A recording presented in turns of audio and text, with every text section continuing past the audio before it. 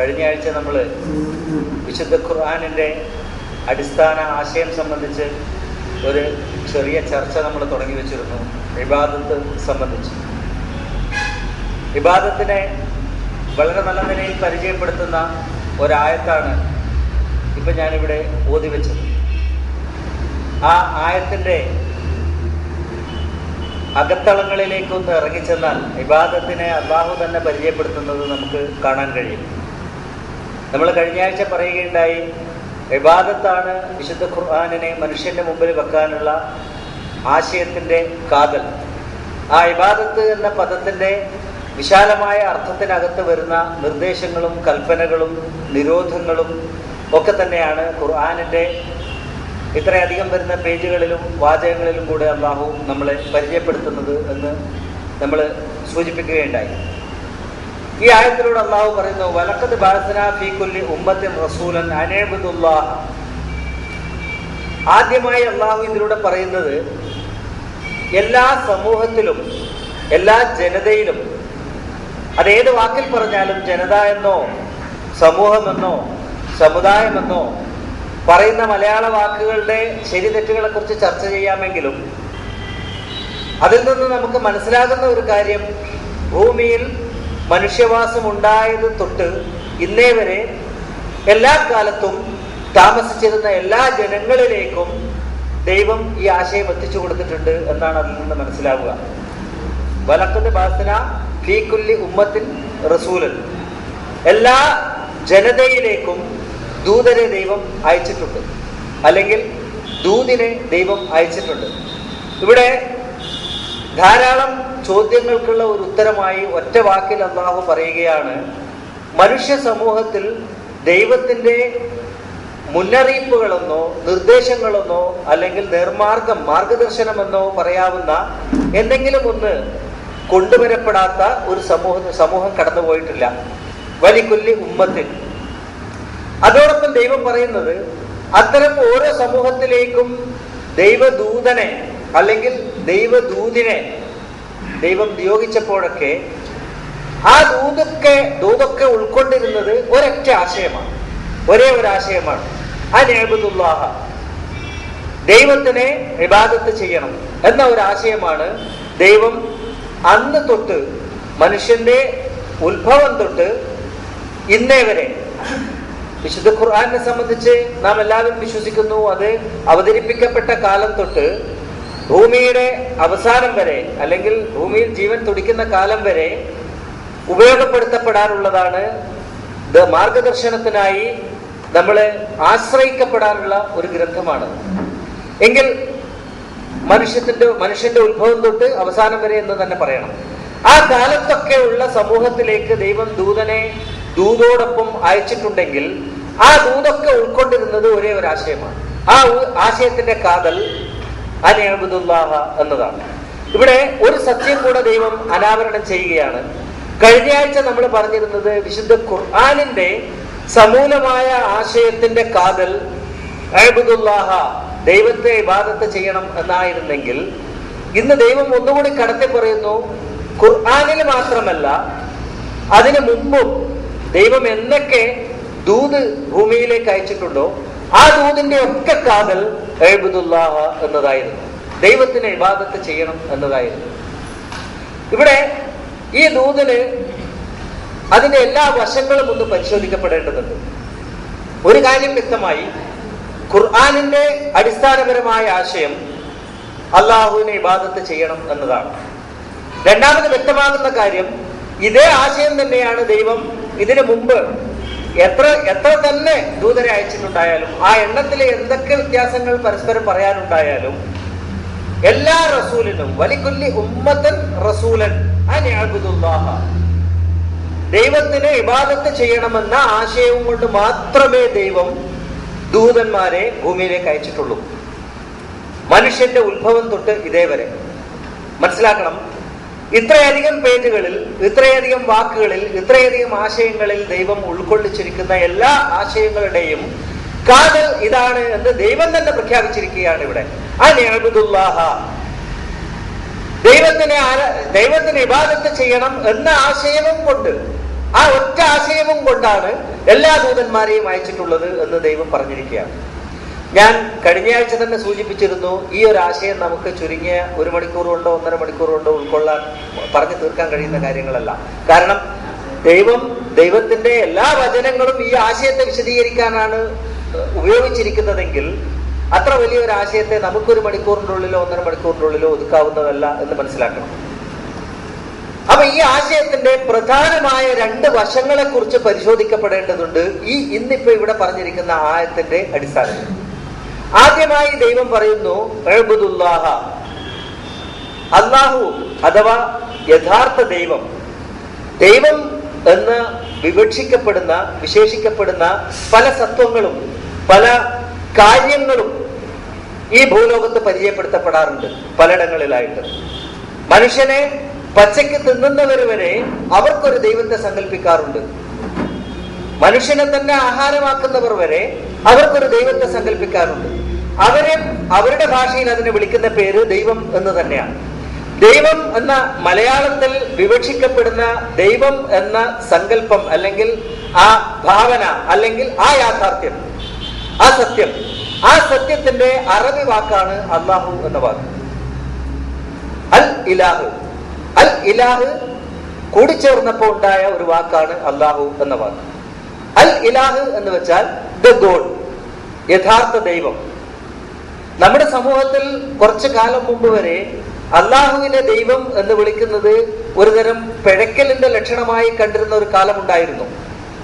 എന്നാൽ ഇന്ന് നാം മനസ്സിലാക്കണം, സത്യമായും അല്ലാഹു എന്ന വാക്ക് തന്നെ നമുക്ക് ട്രാൻസ്ലേറ്റ് ചെയ്യാം. നമുക്ക് ഇംഗ്ലീഷിലേക്കും ഇംഗ്ലീഷിലേക്കും മലയാളത്തിലേക്കും തനത് ഭാഷകളിലേക്ക്, അതാത് നാട്ടിലെ ഭാഷകളിലേക്ക് ട്രാൻസ്ലേറ്റ് ചെയ്താൽ അല്ലാഹു എന്ന ഒരു പദം അതല്ല പ്രധാനം, മറിച്ച് അതിനപ്പുറത്ത് ആ വാക്കിൽ നാം ഉൾക്കൊള്ളുന്ന ഒരു കാഴ്ചപ്പാട്, ആ വാക്കിലൂടെ നമ്മൾ ഉൾക്കൊള്ളുന്ന ഒരു പരാശക്തി, ഒരു മഹാശക്തി, ആ ശക്തിക്ക് അതാത് ഭാഷയിൽ എന്ത് പേര് വിളിച്ചാലും ആ ശക്തിയെ മനസ്സിനകത്ത് ഉൾക്കൊള്ളുന്നു എന്നതാണ് പ്രശ്നം. ആ ശക്തി നമ്മുടെ മുമ്പിൽ പറയുകയാണ്, ആ ശക്തിക്ക് ഇബാദത്ത് ചെയ്യുക എന്ന ഒരു സങ്കല്പമാണ്, എന്ന ഒരു ആശയമാണ് ദൈവത്തിന് മനുഷ്യനെ കൈമാറാനുള്ളത്. ദൈവം മനുഷ്യനോട് കൈമാറാനുള്ള ഒരേ ഒരു ആശയം ആ ആശയമാണ്. ആ ആശയത്തിന്റെ 2 വശങ്ങൾ. ഒന്നാമത്തെ വശം ദൈവത്തിന് ഇബാദത്ത് ചെയ്യണം എന്ന വശം തന്നെയാണ്. ഉഅ്ബുദുല്ലാഹ, ദൈവത്തിനാണ് ഇബാദത്ത് ചെയ്യേണ്ടത്. ഞാൻ കഴിഞ്ഞ ആഴ്ച സൂചിപ്പിക്കുകയുണ്ടായി, പച്ച മനുഷ്യന് അവന്റെ മനസ്സിനെ എന്തിനെങ്കിലും ഒന്നിന് വിധേയപ്പെടുത്തിക്കൊണ്ടല്ലാതെ കാലം കഴിക്കാൻ കഴിയില്ല. ഇതൊരു പച്ചയായ സത്യമാണ്. പലപ്പോഴും മനുഷ്യർ ഇത് ഉൾക്കൊള്ളാറില്ല, ഒരുപക്ഷെ പുറത്തേക്ക് പ്രഖ്യാപിക്കാറില്ല. ഞാൻ എന്റെ മനസ്സിനെ എന്തിനെങ്കിലും വിധേയപ്പെടുത്തിയിട്ടുണ്ട് എന്ന് തുറന്നു പറയാൻ ഒരുപക്ഷെ അല്പപ്രാണിയായ മനുഷ്യന് അതിനുള്ള ധൈര്യമോ തന്റെ ഇടമോ കിട്ടുന്നില്ല എന്ന് പറയുന്നതായിരിക്കും ഒരുപക്ഷെ ശരി. മനുഷ്യൻ പലപ്പോഴും തൻ്റെതായ വൈകാരിക തലങ്ങളെ വെളിപ്പെടുത്താൻ അല്പം പ്രയാസപ്പെടുന്ന ഒരു ജീവിയാണ്. അതുകൊണ്ട് തന്നെ എനിക്ക് എന്റെ മനസ്സിനെ പലതിനും വിധേയപ്പെടുത്തിയിട്ടുണ്ട് എന്ന് തുറന്നു പറയാൻ മനുഷ്യൻ പലപ്പോഴും കഷ്ടപ്പെടാറുണ്ട്. വളരെ ചെറിയ ലളിത വികാരങ്ങളിൽ തുടങ്ങി വളരെ വലിയ ആശയങ്ങൾക്ക് വരെ മനുഷ്യന്റെ മനസ്സിനെ വിധേയപ്പെടുത്താറുണ്ട്. ആ വിധേയപ്പെടുത്തൽ ദൈവത്തിനായിരിക്കണം എന്നതാണ് ഈ കാഴ്ചപ്പാടിലെ, ഈ ആശയത്തിലെ ഒരു വശം. മനുഷ്യന്റെ മനസ്സിനെ വിധേയപ്പെടുത്തിക്കൊണ്ടിരിക്കാനേ പറ്റൂ ഏത് സമയത്തും. നമുക്ക് തന്നെ നമ്മുടെ മനസ്സിനെ സൈക്കോളജിക്കലായി, മനഃശാസ്ത്രപരമായി ഒന്ന് വിശകലനം ചെയ്യാൻ ശ്രമിച്ചാൽ നമുക്കറിയാം, എല്ലാ സമയത്തും മനുഷ്യന്റെ മനസ്സ് എന്തിനെങ്കിലും ഒന്നിന് വിധേയപ്പെട്ടിരിക്കും. ഒരു പുരുഷായുസിനെ സാധാരണഗതിയിൽ പകുത്ത് കാണിക്കാറുണ്ട്.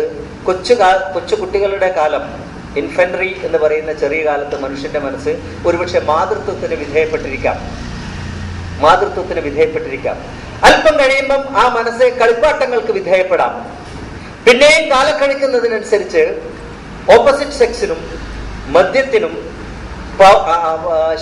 ധനത്തിനും, അതിനുശേഷം അധികാരത്തിനും ഒക്കെ ഒരു പുരുഷായുസ് എന്ന് പറഞ്ഞാൽ പുരുഷന്റെ ആയുസ് എന്നല്ല, മനുഷ്യന്റെ ആയുസ് വിധേയപ്പെട്ടിരിക്കും എന്നാണ് സാധാരണ പറയുക. അപ്പൊ എല്ലാ കാലത്തും സാധാരണയായി ഇങ്ങനെ എന്തിനെങ്കിലും ഒക്കെ വിധേയപ്പെട്ടിരിക്കാതിരിക്കാൻ കഴിയില്ല. ഇതിനുമപ്പുറം ഓരോ വ്യക്തിയെ എടുത്ത് നോക്കിയാൽ വ്യക്തികൾ പ്രാദേശികമായും അവരുടെ ചെറുപ്പകാലത്ത് ശീലിച്ചതായ ശീലങ്ങളുടെ അടിസ്ഥാനത്തിലും മറ്റ് പലതിനും അവരുടെ മനസ്സിനെ വിധേയപ്പെടുത്താറുണ്ട്. കാലാകാലങ്ങളിൽ സന്ദർഭങ്ങൾക്കനുസരിച്ച് കാലാകാലങ്ങളിൽ വിധേയപ്പെടുത്താറുണ്ട്. ഇവിടെയാണ് ദൈവത്തിന്റെ അടിസ്ഥാനപരമായ ആജ്ഞ, ആ വിധേയത്വം പരിപൂർണമായി ദൈവത്തിന് മാത്രമേ നൽകാൻ പാടുള്ളൂ എന്നതാണ് വിധേയത്വം സംബന്ധിച്ച് ദൈവത്തിന്റെ ആജ്ഞ. ഇവിടെ ഒരു കാര്യം നമ്മൾ മനസ്സിലാക്കണം. മനുഷ്യന്റെ മനസ്സ് എന്തിന് വിധേയപ്പെട്ടിരിക്കുന്നോ ആ വഴിക്കാണ് അവന്റെ ജീവിതം പോവുക. മനസ്സ് എന്തിന് വിധേയപ്പെട്ടിരിക്കുന്നോ ആ വഴിക്കാണ് അവന്റെ ജീവിതം പോവുക. അവന്റെ ചിന്തകളെ പോലും ആ വിധേയത്വം ബാധിക്കും. ഒരു മനുഷ്യനെ സംബന്ധിച്ച് പറഞ്ഞാൽ നേരത്തെ അവൻ പ്രഖ്യാപിച്ചു വെച്ചിരിക്കുന്ന വാചകങ്ങളുടെ, വാക്കുകളുടെ, അഭിപ്രായങ്ങളുടെ അടിമയാണ് അവൻ എന്ന് പറയാം. എല്ലാ മനുഷ്യരും അങ്ങനെയാണ്. നമ്മൾ നേരത്തെ പ്രഖ്യാപിച്ചു വെച്ചിരിക്കുന്ന ചില വാക്കുകൾ ഉണ്ടാവും, ചില അഭിപ്രായങ്ങൾ ഉണ്ടാവും. ആ അഭിപ്രായങ്ങളുടെ അടിമകളായിട്ടാണ് മനുഷ്യർ സാധാരണ ഉണ്ടാവുക. ചില അത്യസ്റ്റുകളെ സംബന്ധിച്ച് നമുക്ക് ചിന്തിച്ചാൽ അത് മനസ്സിലാവും. ഒരുപക്ഷെ കേരളം കണ്ടതിൽ വെച്ച് ഏറ്റവും ഉന്നതമായി ചിന്തിക്കുന്ന നിരീശ്വരവാദി എം ശങ്കരൻ നമ്പൂതിരിപ്പാടായിരുന്നിരിക്കാം. ഒരുപക്ഷെ ഞാൻ അതിലൊരു തർക്കത്തിനൊന്നും തയ്യാറില്ല. പക്ഷെ സമൂഹം അങ്ങനെയാണ് ചിന്തിക്കുന്നത്. എം ശങ്കരൻ നമ്പൂതിരിപ്പാട് 1957 നിയമസഭ, അന്നത്തെ മന്ത്രിസഭ പിരിച്ചുവിടപ്പെട്ട ശേഷം തിരുവനന്തപുരം വിമാനത്താവളത്തിൽ നിന്ന് ഡൽഹിയിലേക്ക് ഫ്ലൈറ്റ് കയറാൻ വേണ്ടി വന്നു നിന്നപ്പം ചില ജേർണലിസ്റ്റുകൾ അദ്ദേഹത്തിന്റെ കൂടെ കൂടി. അപ്പൊ അദ്ദേഹത്തോട് പത്രക്കാർ ചോദിച്ചു, വാട്ട് നെക്സ്റ്റ്? ഒരു സ്വാഭാവികമായ ചോദ്യം. കേരളത്തിൽ ഒരുപക്ഷെ ഭൂമിയിലെ ആദ്യത്തെ തെരഞ്ഞെടുക്കപ്പെട്ട കമ്മ്യൂണിസ്റ്റ് മന്ത്രിസഭ നിലംപൊത്തി, പിരിച്ചുവിടപ്പെട്ടു. ആ ഒരു സാഹചര്യത്തിൽ ഭൂമിയിലെ ആദ്യത്തെ കമ്മ്യൂണിസ്റ്റ് മുഖ്യമന്ത്രിയോട് പത്രക്കാർക്ക് ചോദിക്കാവുന്ന ഏറ്റവും ചെറിയ ചോദ്യം, എന്റെ മുമ്പിൽ ഇരിക്കുന്ന പത്രക്കാരെ സാക്ഷ്യപ്പെടുത്തിക്കൊണ്ട് എനിക്ക് പറയാൻ പറ്റും, ഒരുപക്ഷെ ഇതായിരിക്കും ഏറ്റവും ലളിതമായ ചോദ്യം. What next? ഇനി എന്താണ് പദ്ധതി? ആ ഒരു ചോദ്യത്തിനകത്ത് വളരെയേറെ ആശയങ്ങളുണ്ട്. അദ്ദേഹത്തിന്റെ പദ്ധതികൾ വിശദീകരിക്കണം. ഒരുപക്ഷെ അതിനപ്പുറം ഇനി കേരളത്തിന്റെ ഭാവി എന്താണെന്ന ചോദ്യം പോലും അതിനകത്ത് അടങ്ങിയിട്ടുണ്ട്, ആ വാക്കിനകത്ത്. പക്ഷേ ഒരു സ്വാഭാവികമായ പ്രതികരണം എന്നോലും EMS പെട്ടെന്ന് പറഞ്ഞു പോയത് ദ ഗോഡ് നോസ് എന്നാണ്. ഗോഡ് നോസ്, ദൈവത്തിനറിയാം എന്നാണ് EMS പറഞ്ഞു പോയത് പെട്ടെന്ന്. പത്രക്കാർ സ്വാഭാവികമായും EMSനോട് ചോദിച്ചു, താങ്കൾ ഒരു അത്തീസ്റ്റാണ്, ഒരു നിരീശ്വരവാദിയാണ്, പിന്നെ ഗോഡ് നോസ് എന്ന് പറഞ്ഞാൽ എന്താണ് ഞങ്ങൾ മനസ്സിലാക്കേണ്ടത്? നമുക്കറിയാം EM ശങ്കരൻ നമ്പൂതിരിപ്പാടിനെ കുറിച്ച് നമുക്കറിയാം. കേരളം കണ്ടതിൽ വെച്ച് ഏറ്റവും നല്ല, ഏറ്റവും അംഗീകരിക്കപ്പെട്ട നിരീശ്വരവാദി എന്നതോടൊപ്പം തന്നെ ഏറ്റവും നന്നായി മലയാളത്തിലെ പദങ്ങളെയും വാചകങ്ങളെയും ഉപയോഗിക്കാൻ കഴിയുന്ന ഒരു രാഷ്ട്രീയക്കാരൻ കൂടിയായിരുന്നു EM ശങ്കരൻ നമ്പൂതിരിപ്പാട്. അദ്ദേഹം ഇത്തരം ട്രാപ്പുകളിൽ വീണു പോകാറില്ല. ആ ഘട്ടത്തിൽ അദ്ദേഹം പറഞ്ഞ മറുപടി, God means no one, so God knows means no one knows. ദൈവം എന്നൊന്നില്ല, അപ്പൊ ദൈവത്തിനറിയാം എന്ന് ഞാൻ പറഞ്ഞതിന്റെ വിവക്ഷ ആർക്കും അറിയില്ല എന്നാണ്. ഇതായിരുന്നു അന്ന് നടന്ന സംഭവം. ഇവിടെ നമുക്ക് എല്ലാവർക്കും അറിയാം, EM ശങ്കരൻ നമ്പൂതിരിപ്പാട് ആദ്യം പറഞ്ഞ വാചകം അദ്ദേഹത്തിന്റെ രണ്ടാമത്തെ വിശദീകരണം ആ വിശദീകരണത്തിന് ഉചിതമായിരുന്നില്ല എന്ന് സാമാന്യ ബുദ്ധിയുള്ള എല്ലാവർക്കും അറിയാം. ഞാൻ എൻ്റെ മനസ്സിൽ എനിക്ക് തോന്നുന്ന ഒരു കാര്യം, മനുഷ്യനെ സംബന്ധിച്ച് ഏതൊരാളോടും നമ്മൾ ഒറ്റയടിക്കൊരു ചോദ്യം ചോദിച്ചാൽ അദ്ദേഹത്തിന്റെ മനസ്സ് അറിയാതെ സത്യം പറഞ്ഞു പോകും. അത് സാധാരണ പോലീസുകാരൊക്കെ ചോദ്യം ചെയ്യലിന് ഉപയോഗിക്കുന്ന ഒരു തന്ത്രമാണെന്ന് പോലും ഞാൻ പറഞ്ഞു കേട്ടിട്ടുണ്ട്. പലപ്പോഴും പ്രതികളെ ചോദ്യം ചെയ്തിട്ട് നിങ്ങൾ പോയിക്കോളൂ, അവരെ ഫ്രീ ആക്കി വിട്ട പോലെ അയച്ചിട്ട് പെട്ടെന്നൊരു ചോദ്യം, അസ്ഥാനത്തൊരു ചോദ്യം കേൾക്കുമ്പോൾ അറിയാതെ പ്രതികരിക്കേണ്ടി വന്നാൽ സത്യം പറഞ്ഞു പോകും. പക്ഷെ രണ്ടാമത് ആലോചിച്ച് പറയുമ്പം പിന്നെ അവന്റെ ബുദ്ധിയാണ് പ്രതികരിക്കുക. ആദ്യം ബുദ്ധിയല്ല പ്രതികരിക്കുന്നത്, ആദ്യം സ്വാഭാവികമായ മൈൻഡാണ് പ്രതികരിക്കുന്നത്. അത് സത്യമായിരിക്കും. രണ്ടാമത് പറയുന്നത് ആലോചിച്ചുറച്ച കള്ളമായിരിക്കും. ഇത് ഈ പറഞ്ഞ സംഭവത്തിലും സത്യമാണെങ്കിൽ രണ്ടാമത് അതിനെ ദൈവം ഇല്ലാത്ത ദൈവത്തെയാണ് ഞാൻ ആദ്യം സൂചിപ്പിച്ചത് എന്ന് പറയാൻ ആ മഹാമനുഷ്യനെ പ്രേരിപ്പിച്ചത് അദ്ദേഹം നേരത്തെ എടുത്ത നിലപാട് ആണ് എന്നതാണ് സത്യം. നേരത്തെ എടുത്ത നിലപാട് എങ്കിൽ അദ്ദേഹത്തിന്റെ ഉള്ളിലൊരു നിലപാട്, പുറത്തൊരു നിലപാടുണ്ട് എന്ന് പറയേണ്ടി വരും. ഉള്ളിലൊരു നിലപാട്, പുറത്തൊരു നിലപാട്. ഇത് മറ്റൊരു സന്ദർഭത്തിൽ ഞാൻ പറയട്ടെ, ഞാൻ ഒരിക്കലും കമ്മ്യൂണിസത്തെയോ മാർക്സിസത്തെയോ വിമർശിക്കാൻ വേണ്ടി പറയുകയല്ല. ഒരിക്കലും എന്റെ ജീവിതത്തിൽ ഒരു കാലത്തും ഒരു രാഷ്ട്രീയ പാർട്ടിയോടും ചായ്വോ വിരോധമോ പ്രകടിപ്പിച്ചിട്ടില്ലാത്ത ഒരാളാണ് ഞാൻ, ഒരു കാലത്തും. ഇന്നും അതേപോലെ ഞാൻ എൻ്റെ ഒരു ഭാഗ്യമായി അല്ലെങ്കിൽ ഒരു ദൈവാനുഗ്രഹമായി കാണുന്ന ഏറ്റവും പ്രധാനപ്പെട്ട ഒരു സംഗതി അതാണ്. ഒരു കാലത്തും ഒരു കക്ഷി രാഷ്ട്രീയത്തോടോ ഒപ്പം തന്നെ ഒരു മതസംഘടനയോടോ ചായ്വ് കാണിച്ചിട്ടില്ലാത്ത ആളാണ് ഞാൻ, ഒരു കാലത്തും. അത് എനിക്ക് ദൈവം തന്ന ഒരു അനുഗ്രഹമായി ഞാൻ കാണുന്നു. ഒരു കാലത്തും അങ്ങനെ ഉണ്ടായിട്ടില്ല. രണ്ടാമതൊന്ന് പറയട്ടെ, ദൗർഭാഗ്യവശാൽ കേരളം അറിയപ്പെടുന്ന പ്രധാനപ്പെട്ട നിരീശ്വരവാദികളിൽ ഭൂരിഭാഗവും കമ്മ്യൂണിസ്റ്റുകളായതുകൊണ്ടാണ് ഉദാഹരണം അതിൽ നിന്ന് വരുന്നത്. ഇ കെ നായനാർ അദ്ദേഹം മുഖ്യമന്ത്രിയായിരുന്ന കാലത്ത് ഏഷ്യാനെറ്റിൽ കൂടെ ഒരു ജനസമ്പർക്ക പരിപാടി കൊണ്ട് നടന്നിരുന്നു. അന്ന് അദ്ദേഹത്തോട് ചോദ്യം ചോദിച്ചപ്പോൾ പെട്ടെന്ന് അദ്ദേഹം പറഞ്ഞു പോയ മറുപടി ഇതേപോലെ, മുകളിൽ ഒരാളുണ്ടല്ലോ എന്നായിരുന്നു. എല്ലാരും കണ്ടതാണ്, കേരളം മുഴുവൻ കണ്ടതാണ്. മുകളിൽ ഒരാളുണ്ടല്ലോ. അന്നും അദ്ദേഹത്തിന് രണ്ടാമത്തെ ചോദ്യത്തിന് ഉത്തരമായിട്ട് അത് ഞാൻ മറ്റൊരർത്ഥത്തിൽ പറഞ്ഞതാണ് എന്ന് പറയേണ്ടി വന്നു. ഇവിടെയൊക്കെ ഞാൻ പറയുന്നത് ആ മഹാവ്യക്തിത്വങ്ങളെ എന്തെങ്കിലും താറടിച്ച് കാണിക്കാൻ വേണ്ടി പറയുകയല്ല. അവരെയൊക്കെ വളരെയേറെ കേരളത്തിലെ സമൂഹത്തിന് വേണ്ടി വളരെയേറെ കാര്യങ്ങൾ കാഴ്ചവെച്ചവരാണ് അദ്ദേഹം എന്ന് വിശ്വസിക്കുന്ന ആൾ തന്നെയാണ് ഞാൻ. പക്ഷേ അവർക്ക് ഈ നിലപാടുകളിലേക്ക് പോകേണ്ടി വന്നത് പ്രഖ്യാപിച്ച, നേരത്തെ സമൂഹത്തിൽ പറഞ്ഞു പോയ ചില നിലപാടുകളെ താങ്ങേണ്ട ഒരു സാഹചര്യം അവർക്കുണ്ട്. എന്ന് വെച്ചാൽ നമ്മളൊക്കെ പലരും അഭിമാനത്തോടെ പറഞ്ഞു കേട്ടിട്ടുണ്ട്, ഞാൻ പണ്ടേ പറയുന്ന കാര്യമാണിത്, പണ്ടേ പറയുന്ന കാര്യമാണ്. ആ പറയുന്ന കാര്യത്തിൽ നിന്ന് മാറാൻ ഞാൻ തയ്യാറല്ല എന്ന നിലപാട് ഒരുപക്ഷെ ഒരു വലിപ്പത്തിന്റെ ലക്ഷണമായിട്ടാണ് സമൂഹത്തിന്റെ മുമ്പിൽ അവതരിപ്പിക്കപ്പെടുക. അഥവാ നമ്മൾ പറഞ്ഞു പോയ അഭിപ്രായങ്ങൾ തെറ്റാണെന്ന് ബോധ്യപ്പെട്ടാലും സമൂഹ മധ്യത്തിൽ തിരുത്താനുള്ള ഒരു മടി. അതുകൊണ്ടാണ് ഞാൻ പറഞ്ഞത്, പറഞ്ഞു പോയ അഭിപ്രായങ്ങളുടെ അടിമകളായി നമ്മൾ പോകാറുണ്ട് പലപ്പോഴും. യഥാർത്ഥത്തിൽ നല്ല ഒരു മനുഷ്യന് ദൈവം ബുദ്ധി നൽകിയിരിക്കുന്നത് തന്നെ ആ ബുദ്ധിയിലൂടെ ആലോചിച്ച് സത്യം എന്താണെന്ന് കണ്ടെത്തി കഴിഞ്ഞാൽ, നേരത്തെ കണ്ടെത്തിയത് അബദ്ധമാണെങ്കിൽ അത് തിരുത്താൻ, പരസ്യമായി തിരുത്താൻ തയ്യാറാവണം. അപ്പോഴേ യഥാർത്ഥത്തിൽ അവന്റെ ബുദ്ധി അവൻ വേണ്ട രീതിയിൽ ഉപയോഗപ്പെടുത്തി എന്ന് നമുക്ക് പറയാൻ പറ്റുള്ളൂ.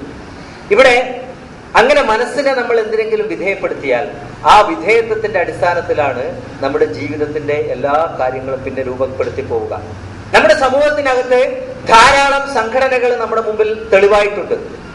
ആ സംഘടനകളുടെ ഏതെങ്കിലും ഒരു നിലപാടിന് വിരുദ്ധമായി, ആ നിലപാട് തെറ്റാണെന്ന് രഹസ്യമായി സമ്മതിച്ചാൽ പോലും പരസ്യമായി അവരുടെ ജീവിതത്തിലെ കാഴ്ചപ്പാടുകൾ പ്രഖ്യാപിക്കുന്നിടത്തോ അഭിപ്രായങ്ങൾ തുറന്നു പറയുന്നിടത്തോ അതിനനുസരിച്ച് ജീവിക്കുന്നിടത്തോ ആ സംഘടനയുടെ വിധേയത്വത്തിൽ നിന്ന് മാറാത്തവരെയാണ് നമ്മുടെ മുമ്പിൽ കാണുന്നത് മുഴുവൻ.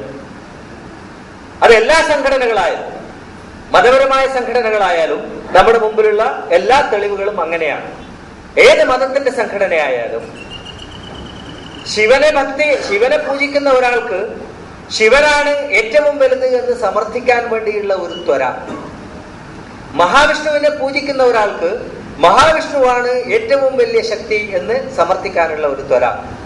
അതേപോലെ ക്രൈസ്തവരിൽ ഏതെങ്കിലും ഒരു സഭയിൽപ്പെട്ടവർക്ക് ഞങ്ങളുടെ സഭയാണ് ഒറിജിനൽ എന്ന് ഭാവിക്കാനുള്ള ഒരു ത്വര, മുസ്ലിങ്ങളിൽപ്പെട്ടവർക്ക് അവർ പ്രവർത്തിക്കുന്ന സംഘടനയാണ് ഏറ്റവും വലുത് എന്ന് സമർത്ഥിക്കാനുള്ള, വാദിച്ച് വിജയിപ്പിക്കാനുള്ള, സമൂഹത്തെ കൊണ്ട് അംഗീകരിപ്പിക്കാനുള്ള ഒരു ആർജവം നമ്മൾ മുമ്പിൽ കാണുന്നതാണ്. ഇത് അവന്റെ മനസ്സിന്റെ വിധേയത്വം തെളിയിക്കുന്നതാണ്. ഈ ദൈവം പറഞ്ഞിരിക്കുന്ന ഇബാദത്തിനെ സൂക്ഷ്മതലത്തിലേക്ക് നമ്മൾ ഇറങ്ങിച്ചെന്നാൽ കർമ്മങ്ങൾ മാത്രമല്ല ഇബാദത്ത് എന്ന് നമുക്ക് നേരത്തെ മനസ്സിലാക്കി, അതിനപ്പുറം മനസ്സിനെ വിധേയപ്പെടുത്തലാണ് എന്ന് നമ്മൾ അംഗീകരിച്ചാൽ ഈ മനസ്സിനെ വിധേയപ്പെടുത്തൽ എത്രത്തോളം ആഴത്തിലേക്ക് പോകേണ്ടതുണ്ട് എന്ന് ചിന്തിക്കാൻ വേണ്ടിയാണ് ഞാൻ പറഞ്ഞത്. ഒരുപക്ഷെ ഞാനും എന്റെ മുമ്പിലിരിക്കുന്നവരും സമൂഹത്തിൽ നിലപാടുകൾ എടുത്തിട്ടുണ്ടാവാം. പല കാര്യങ്ങളിൽ, മതത്തിന്റെ കാര്യത്തിൽ, സമൂഹത്തിന്റെ സേവനങ്ങളുടെ കാര്യത്തിൽ, മറ്റെന്തെങ്കിലും ഒരു കാര്യത്തിൽ നമ്മൾ ഒരു നിലപാടെടുത്തിട്ടുണ്ടെങ്കിൽ ആ നിലപാടുകൾ വിധേയത്വങ്ങളായി മാറരുത് എന്നൊരാജ്ഞ അതിനകത്തുണ്ട് എന്ന് ഞാൻ വിശ്വസിക്കുന്നു. വിധേയത്വം ദൈവത്തിനായിരിക്കണം എന്ന് പറഞ്ഞതിന്റെ ആഴത്തിലുള്ള വിവക്ഷ, അത്രത്തോളം ആഴത്തിലേക്ക് ഇത് പോകുന്നു എന്നാണ് അർത്ഥം. അഥവാ മനുഷ്യന്റെ മനസ്സിനെ നമുക്ക് ഒരു കുട്ടിക്കുരങ്ങനോട്, സാധാരണ മനഃശാസ്ത്രം അങ്ങനെയാണ്, ഒരു കുട്ടിക്കുരങ്ങനോട് മനുഷ്യന്റെ മനസ്സിനെ ഉപമിക്കുക അങ്ങനെയാണ്. കുട്ടിക്കുരങ്ങന്റെ സ്വഭാവം എന്ന് വെച്ചാൽ അത് ഒരു സ്ഥലത്തും അടങ്ങിയിരിക്കില്ല, ചാടിക്കൊണ്ടിരിക്കും അങ്ങോട്ടും ഇങ്ങോട്ടും. ഒരു കൂട്ടിനകത്ത് നമ്മൾ സൂയിൽ മൃഗശാലയിൽ പോയി കഴിഞ്ഞാൽ അടങ്ങിയിരിക്കാത്ത ജീവി ഈ കുരങ്ങൻ മാത്രമായിരിക്കും. അതിൽ തന്നെ ഒരു കുട്ടിക്കുരങ്ങൻ എപ്പോഴും അങ്ങോട്ടും ഇങ്ങോട്ടും ചാടിക്കൊണ്ടിരിക്കും. പക്ഷേ ഇങ്ങനെയൊക്കെ ചാടിക്കൊണ്ടിരിക്കുമ്പോഴും ഈ കുരങ്ങന്റെ മനസ്സ്, ആ കുരങ്ങന്റെ സ്വഭാവമായി നമ്മുടെ മനസ്സിനെ സാമ്യപ്പെടുത്തിയാൽ മനുഷ്യന്റെ മനസ്സും ഇതുപോലെയാണ്. മനുഷ്യന്റെ മനസ്സ് എപ്പോഴും ചിന്തകളിൽ നിന്ന് ചിന്തകളിലേക്ക് ചാടിക്കൊണ്ടേയിരിക്കും, തോന്നലുകളിൽ നിന്ന് തോന്നലുകളിലേക്ക് ചാടിക്കൊണ്ടേയിരിക്കും. ഇതാണ് മനുഷ്യന്റെ മനസ്സ്. ഇതിനെ നിയന്ത്രിക്കുക അത്ര എളുപ്പമല്ല. നമുക്കറിയാം, അതിനെ നിയന്ത്രിക്കണം എന്ന് പറഞ്ഞാൽ അത്ര എളുപ്പമല്ല. പക്ഷെ മനുഷ്യന്റെ മനസ്സിന്റെ ചിന്തകളെ തന്നെ നമുക്ക് രണ്ടായി തിരിക്കാം. ഒന്ന് തോന്നലുകൾ, മറ്റൊന്ന് ചിന്തകൾ. ഇവിടെ ചിന്തകളെ നമുക്ക് നിയന്ത്രിക്കാൻ കഴിയും, തോന്നലുകളെ നിയന്ത്രിക്കാൻ കഴിയില്ല.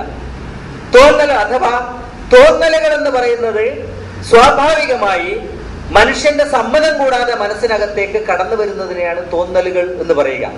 ആ തോന്നലുകളെ നമുക്ക് നിയന്ത്രിക്കാൻ കഴിഞ്ഞെന്ന് വരില്ല. ആ ഒരു വശത്ത് നിയന്ത്രണം ഏർപ്പെടുത്താൻ ആരും ആവശ്യപ്പെടുന്നില്ല.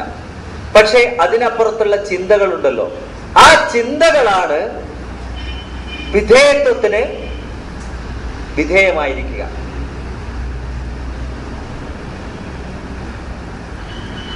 ആ ചിന്തകളാണ് യഥാർത്ഥത്തിൽ വിധേയത്വങ്ങളാൽ നയിക്കപ്പെടുക. ഒന്നും കൂടി വ്യക്തമായി പറഞ്ഞാൽ, നമ്മുടെ മനസ്സിനകത്ത് ദൈവമെന്നൊരു അസ്തിത്വം ഇല്ല എന്നാണ് ചിന്തയെങ്കിൽ, ആ ചിന്തയ്ക്ക് വിധേയപ്പെട്ട മനസ്സാണ് എന്റെ മനസ്സെങ്കിൽ, ഞാൻ കാണുന്ന ഓരോ സംഭവങ്ങളെയും ദൈവമില്ല എന്ന ചിന്തയ്ക്ക് വിധേയമായി വ്യാഖ്യാനിക്കാനാണ് എന്റെ മനസ്സ് കൂടുതൽ ഇഷ്ടപ്പെടുക. എല്ലാ കാര്യങ്ങളും ദൈവം എന്നൊന്നില്ല എന്നാണ് എൻ്റെ ഉള്ളിൽ ഉറച്ച ഒരു ചിന്തയെങ്കിൽ, എൻ്റെ മനസ്സ് ആ ചിന്തക്കാണ് വിധേയപ്പെട്ടിരിക്കുന്നതെങ്കിൽ, ആ വിധേയത്വത്തിന് അടിമപ്പെട്ടുകൊണ്ട്, ആ വിധേയത്വത്തിന്റെ അകത്ത് നിന്നുകൊണ്ട് ഞാൻ കാണുന്ന എല്ലാത്തിനെയും വ്യാഖ്യാനിക്കാൻ എൻ്റെ മനസ്സ് ശ്രമിച്ചുകൊണ്ടിരിക്കും എപ്പോഴും. എല്ലാം ഒരുതരം യാദൃശ്ചികത. ആ യാദൃശ്ചികതയ്ക്ക് വിധേയമായിട്ടാണ് ഭൂമി നിലനിൽക്കുന്നത് പോലും. എല്ലാം അതിനെ വിധേയപ്പെടുത്തി നമുക്ക് കൊണ്ടുപോകാൻ പറ്റും. ഇവിടെ ദൈവം പറയുന്നത്, നിന്റെ മനസ്സിനെ നീ ദൈവത്തിന് വിധേയപ്പെടുത്തണം എന്ന് പറഞ്ഞാൽ, എന്റെ മനസ്സ് ദൈവത്തിനാണ് വിധേയപ്പെട്ടിരിക്കുന്നതെങ്കിൽ ഞാൻ എൻ്റെ മുമ്പിൽ കാണുന്ന എല്ലാത്തിനെയും ആ ദൈവവുമായി, ദൈവത്തിനുള്ള വിധേയത്വവുമായി ബന്ധപ്പെടുത്തി വ്യാഖ്യാനിക്കാൻ എനിക്ക് കഴിയും. ഓരോ മനുഷ്യനും കഴിയും. അത്രയ്ക്ക് ആഴത്തിലേക്ക് ദൈവത്തിനുള്ള വിധേയത്വത്തെ കൊണ്ടുപോകേണ്ടതുണ്ട് എന്ന് ഈ വാചകം പരിചയപ്പെടുത്തുന്നു എന്നാണ് എൻ്റെ വിശ്വാസം, എൻ്റെ ഒരു തോന്നൽ അങ്ങനെയാണ്. അങ്ങനെ വരുമ്പോഴുള്ള ഗുണം അതാണ് അള്ളാഹുവിന്റെ രണ്ടാമത്തെ ആജ്ഞ, വജ്തനിബു ത്വാഊത്ത്. ഈ വിധേയത്വം, ഈ ഇബാദത്തിന്റെ രണ്ടാമത്തെ വശമാണത്. യഥാർത്ഥത്തിൽ രണ്ടാമത്തെ വശമാണ് ഇബാദത്തിന്റെ. അതായത് ദൈവത്തിന് വിധേയപ്പെടണം എന്നത് പോസിറ്റീവായ ഒരു ആജ്ഞയാണെങ്കിൽ, ഒരു നെഗറ്റീവ് ആജ്ഞ അതിന്റെ കൂടെ തന്നെ ഉണ്ട്. ദൈവം അല്ലാത്ത മറ്റു ഒന്നിനും നിന്റെ മനസ്സിനെ വിധേയപ്പെടുത്തരുത് എന്നൊരാജ്ഞ അതിന്റെ കൂടെ തന്നെ ഉണ്ട്. ഈ ത്വാഗൂത്ത് എന്ന പദം നമ്മളിപ്പോ വളരെയേറെ കേട്ട് പരിചയപ്പെട്ടതാണ്. ഇസ്ലാമിനെ കുറിച്ച് മലയാളത്തിൽ കേട്ടു തുടങ്ങിയ കാലം തൊട്ട് കേൾക്കുന്ന ഒരു പദമാണ് ത്വാഗൂത്ത് എന്ന പദം. വളരെയേറെ വാദപ്രതിവാദങ്ങൾക്കൊക്കെ കാരണമായ ഒരു പദമാണത്. നമ്മുടെ സമൂഹത്തിനകത്തുള്ള രണ്ട് വിഭാഗങ്ങൾ തമ്മിൽ എപ്പോഴും ഇത് ഒരു അധികാര കേന്ദ്രമാണ് എന്നൊരു വിഭാഗം വാദിച്ചപ്പോൾ മറ്റൊരു വിഭാഗം പറഞ്ഞു ഇതൊരു വിഗ്രഹമാണ്, ഇത് വിഗ്രഹങ്ങളാണ്.